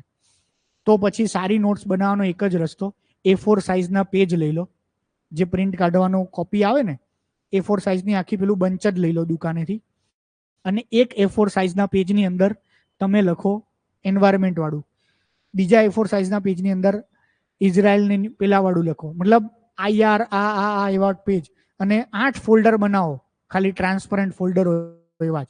એ ફોલ્ડરની અંદર જ બધું નાખતા જાઓ. આજના A4 સાઇઝના પેજમાં અડધા જ પેજમાં ઇઝરાયલ લખ્યું, હવે કાલે યુક્રેન વાળો આર્ટિકલ આવે તો નીચે ના લખતા, એ પેજ જ છોડ દો, નવા જ પેજમાં યુક્રેન લખો. કારણ કે 1 મહિના પછી ફરી પાછા ઓલા અડધા પેજમાં ઇઝરાયલનું નવું અપડેટ તમારે લખવાનું હશે. પ્લાસ્ટિક વાળા એ અડધા જ પેજમાં અત્યારે ભરાય તો અડધામાં જ લખો, કારણ કે નવેમ્બરમાં તમે બીજા અડધા પેજમાં હજી પ્લાસ્ટિકનું લખવાના છો. તો આવા 1.5 વર્ષના અંતે તમારી પાસે IR નું એક ફોલ્ડર હશે, જે IR ના ફોલ્ડરમાં તમે લગભગ 50 કે 100 પેજ ભર્યા છે. આ 50 કે 100 પેજ તમે વાંચ્યા છે, તમે એનું અર્થઘટન કર્યું છે, તમે એમાંથી કંઈક સમજ્યા છો, તમે લખ્યા છો, અને હવે તમે જ્યારે આને એક્ઝામ પહેલા રિવિઝન કરશો ને 100% યાદ આવશે. અને એ જ એવા એક એક પોઈન્ટ કે ફેક્ટર હશે જે તમારા માર્ક્સ વધારશે. એ જ વસ્તુ મેન્સ પહેલા વાંચવાની, એ જ વસ્તુ ઇન્ટરવ્યુ પહેલા વાંચવાની, તો જ તમારા કન્સેપ્ટ ક્લિયર કરે. અને આ બધી વસ્તુઓમાંથી ફરી પાછું ફેક્ચ્યુઅલ ડેટા વાળું બનાવવું હોય તો આમાં સેક્શન પાડીને ફેક્ચ્યુઅલ ડેટા બનાવી શકાય. મતલબ એક જ પેજમાં અડધું પેજ ડિવાઈડ કરો, જેમાં બહુ ફેક્ચ્યુઅલ પોઈન્ટ લખ્યા, અડધું પેજ એવું હોય કે જેની અંદર તમે મોટા મોટા મીન્સના પોઈન્ટર લખ્યા હોય કે જે કામ આવે તમારા આન્સર માટે. જે માણસે આવી સરસ નોટ્સ બનાવી હશે એ 6 મંથ્સ 8 મંથ્સની અંદર, મતલબ આ જ મહિને ગણો ને, નવેમ્બર મહિના સુધીમાં તમારી જે જ્યારે નેક્સ્ટ પ્રિલિમ્સ આવશે, જસ્ટ પ્રિલિમ્સનું એક્ઝામ્પલ લઈએ એમ, તો એ પ્રિલિમ્સ સુધીમાં તમારી નોટ સુપર સ્ટ્રોંગ હશે. રહી વાત હવે હમણાં જ જે મેઇન્સ આપે છે થોડાક દિવસો 3-4 મહિનાની અંદર, તો એ લોકો તો સ્પેસિફિકલી વિચારીને જ બનાવે કે બોસ મેઇન્સમાં તો આ ટોપિક આવશે જ. AI તો કે હું આ લેંગ્વેજ મોડેલ કરીશ, કાલ સવારે હજી એઆઈમાં હું બોલ્યો ડેવિલ, તો ડેવિલ લખે, હજી ચોથું AI, તો એના પાસે જ એઆઈના એક જ પેજની અંદર 7 તો એઆઈના એક્ઝામ્પલ હશે. એ 7 એક્ઝામ્પલ કોઈએ ના લખ્યા હોય. તો હવેની જે એક્ઝામ પ્રિલિમ અને મેન્સ એવા પ્રકારની છે જેમાં એક બુક એક સોર્સ વાંચવાથી પાસ નથી થવાતું. એક બુક એક સોર્સ વાંચો જે તમારું મેજર બેઝ બનાવે, 70-90% સિલેબસ ક્લિયર કરે, બાકી જે 30% વધ્યું છે ને એ જે સારું કરશે ને એ જ પાસ થશે ને એ જ રેન્કર બનશે. Okay, clear? તો બીજા કોઈ ક્વેશ્ચન્સ હોય તો પૂછી શકો. આમાં ખાલી રિપીટ કરીએ આપણે, ધ વર્લ્ડ પેજ ખાલી પોઈન્ટ્સ લેવાના છે, ફ્રન્ટ પેજ એકાદ આર્ટિકલ ઇમ્પોર્ટન્ટ હોય ક્યારેક, બાકી બધા જ પેજ સ્કીપ કરવાના. ડાયરેક્ટ એડિટોરિયલ પેજ, એમાં એડિટોરિયલ મોસ્ટ ઇમ્પોર્ટન્ટ, અને આવા કોઈ આર્ટિકલ્સ હોય એવા એકાદ બે ઇમ્પોર્ટન્ટ આઈડિયાઝમાં. એક્સપ્લેન પેજ આખું ઇમ્પોર્ટન્ટ. એક્સપ્લેન વાંચવાની હેબિટ પાડશો તમને ખ્યાલ આવશે જાણે આપણા યુપીએસસી જીપીએસસી માટે જ બનાવ્યું છે એક્સપ્લેન પેજ. અને ઇકોનોમી પેજ, ઇકોનોમી પેજ તમને દરરોજ ઇકોનોમીના મિનિમમ 5 થી 7 જેટલા પોઈન્ટ્સ કાઢીને વાંચવાના છે ઇકોનોમી પેજની અંદર. અને લાસ્ટ આ જેટલા પોઈન્ટ કાઢો, મિનિમમ 2 કે 3 મેન્સના પોઈન્ટ કાઢ્યા અને 15 કે 17 પ્રિલિમ્સના પોઈન્ટ કાઢ્યા. આને પછી વાંચવાના છે અને નોટ્સ બનાવવાની. આખું દિવસનું કાર્ય પૂરું કરતા લગભગ 4 થી 6 કલાક થાય તો પણ આખા દિવસમાં આટલું કાર્ય કરવાનું છે. બાકી બીજા 4 થી 6 કલાક બીજું વાંચવાનું. કારણ કે આ 4 થી 6 કલાકમાં તમે બધા જ સબ્જેક્ટ ક્લિયર કરો છો, એક સિંગલ સબ્જેક્ટ નથી કરતા. બરાબર, ક્લિયર? તો ઇન્ડિયન એક્સપ્રેસ હું ટ્રાય કરીશ કે દરરોજ સવારે આપણા ગ્રુપમાં મૂકી દઉં 11 વાગ્યા આસપાસ. આપણું જે પેલું જે ગ્રુપ છે ટેલિગ્રામ વાળું એમાં મૂકી દઈશ, ચેનલમાં મૂકી દઈશ. બરાબર. બીજી વસ્તુ, ઓફિસ દરમિયાન મને જ્યારે જ્યારે ટાઈમ હશે ક્વિક 1-1.5 કલાક તો એવું ટ્રાય કરીશ 6 વાગે ઓફિસ છોડું એ પહેલા ઇન્ડિયન એક્સપ્રેસ હું આટલું બધું હાઇલાઇટ ડેલી કરી શકું ના કરી શકું આઈ ડોન્ટ નો, પણ જેટલું મેક્સિમમ હાઇલાઇટ થાય એટલું મેક્સિમમ હાઇલાઇટ કરીને પણ 6 વાગ્યા સુધીમાં મૂકવાની ટ્રાય કરીશ. મેક્સિમમ હાઇલાઇટ ના થાય તો હું ખાલી મેજર પોઈન્ટ્સ હાઇલાઇટ કરીશ. બરાબર, તો એટલીસ્ટ તમને ખ્યાલ આવે કે કયા. તો આવું હું 15 દિવસ મહિનો હાઇલાઇટ કરીશ તો આઈ હોપ કે જે માણસ થરોકલ વાંચશે એને હેબિટ પડશે કે મારે શું વાંચવું, શું સ્કીપ કરવું અને કેવું કરવું. બરાબર છે. આવતીકાલે આપણે વિચાર વિસ્તાર લઈએ. હું ગુજરાતીના 3 ટોપિક લઈશ, વિચાર વિસ્તાર, સંક્ષેપીકરણ અને ટ્રાન્સલેશન. બરાબર, એ 3 ટોપિકનું નેક્સ્ટ વીકનું શિડ્યુલ એવું હશે, મંગળ 3 મંગળવાર હું ગુજરાતી લઈશ અને નેક્સ્ટ 3 સોમવાર હું આવી રીતે કરંટ અફેર્સ લઈશ. બરાબર, આજનું કરંટ અફેર્સ મેં તમને આ પેપર સમજાવવા માટે કર્યું.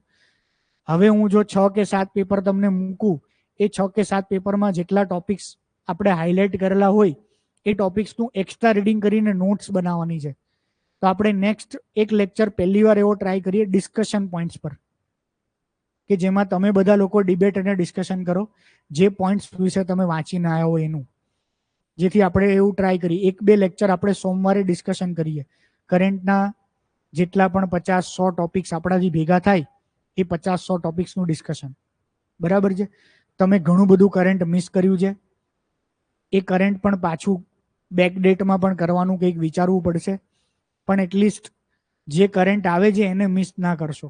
કેટલુંય કરંટ એટલું માઇનોર ગયું છે, કારણ કે મેં તમારું કરંટની પ્રિપરેશન કરવા માટે મેં ખાલી છેલ્લા 1 એપ્રિલથી ખાલી ન્યૂઝપેપર ઉપર છેલ્લા જોયા ને, તોય મને એવું ફીલ થયું કે આટલું કરંટ તો હું એક લેક્ચરમાં ભણાવી નહીં શકું. એટલા કરંટના ઝીણા પોઈન્ટ્સ હતા. જેમ કે એક યુનેસ્કોની એક ટેન્ટેટિવ લિસ્ટ બહાર પડ્યું હતું 1-2 તારીખે, તો ન્યૂઝપેપરમાં હતું કે મધ્યપ્રદેશના યુનેસ્કોના વર્લ્ડ ટેન્ટેટિવ લિસ્ટ વાળું હતું. બરાબર.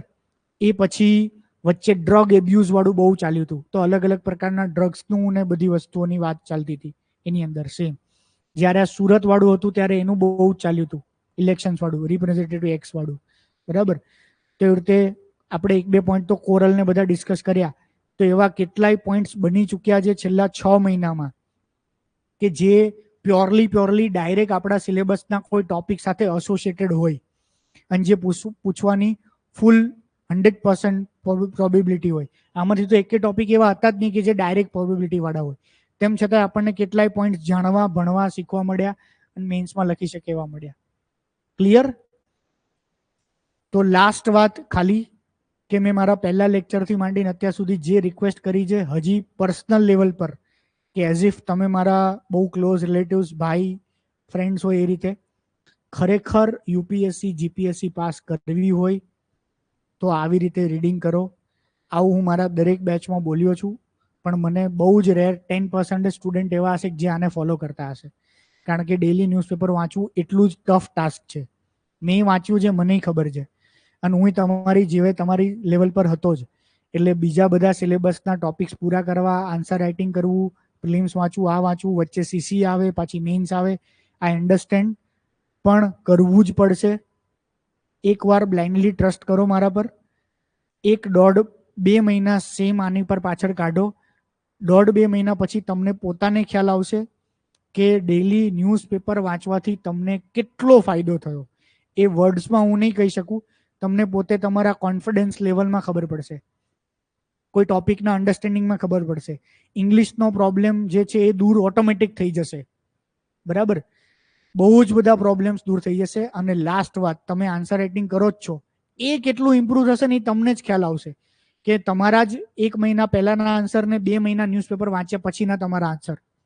કારણ કે જે આમાંથી તમે સેન્ટેન્સ ફોર્મેશન શીખશો, આખું વાક્ય રચના શીખશો, બુલેટ પોઈન્ટ્સ બનાવતા શીખશો. મેં તમને જે કીધું એડિટોરિયલ, તો તમને આન્સરની એક આખું ફોર્મેટ શીખશો કે ઇન્ટ્રો, બોડી, કન્ક્લુઝન. હું બોલ્યો 1 2 3 4 5, 5 પ્રોબ્લેમ પછી 5 સોલ્યુશન, એ શીખશો. તમે એવું શીખશો કે પહેલા કોઈ પ્રોબ્લેમને મોટો કરવાનો, પ્લાસ્ટિકના પ્રોબ્લેમને એને મોટો કર્યો, તો એસે તમે લખતા હોય તો તમને એવું ખબર પડવી જોઈએ કે પહેલા તો મારે પ્રોબ્લેમને મોટો કરવાનો છે. પ્લાસ્ટિકનું પ્રોડક્શન બતાવ્યું, પ્લાસ્ટિકમાં કેમિકલ છે એ બતાવ્યા, પ્લાસ્ટિક રોગો કરે છે એ બતાવ્યું. હજી તો બીજા પ્રોબ્લેમ કેટલાય કરી, પ્લાસ્ટિક પ્રાણીઓને શું કરે છે, એન્વાયરમેન્ટને શું કરે છે, પ્લાસ્ટિકે ઓશનમાં શું કર્યું, પ્લાસ્ટિકના કારણે આ 4-5 પક્ષીઓ તો સાવ નષ્ટ જ થઈ ગયા. બરાબર. એવા પ્રોબ્લેમની ગ્રેવિટી બનાવે. હવે પછી એ પ્રોબ્લેમ સિરિયસ લે, હવે એનું ડિસ્કસ. આ એસે રાઇટિંગ સ્કિલ થઈ. આવી સ્કિલ તમે આવી રીતે ઓબ્ઝર્વ કરતા રહેશો ને તો શીખશો. આવી સ્કિલ એક જ લેક્ચરમાં ના શીખી શકાય. હાઉ ટુ રાઇટ એસે હું 5 લેક્ચર લઉં ના શીખી શકાય. બરાબર છે. ક્લિયર? ડન? તો મળીએ આપણે નેક્સ્ટ 3 વીક્સ આપણે કરંટ અને ગુજરાતી પૂરું કરીએ. Thank you.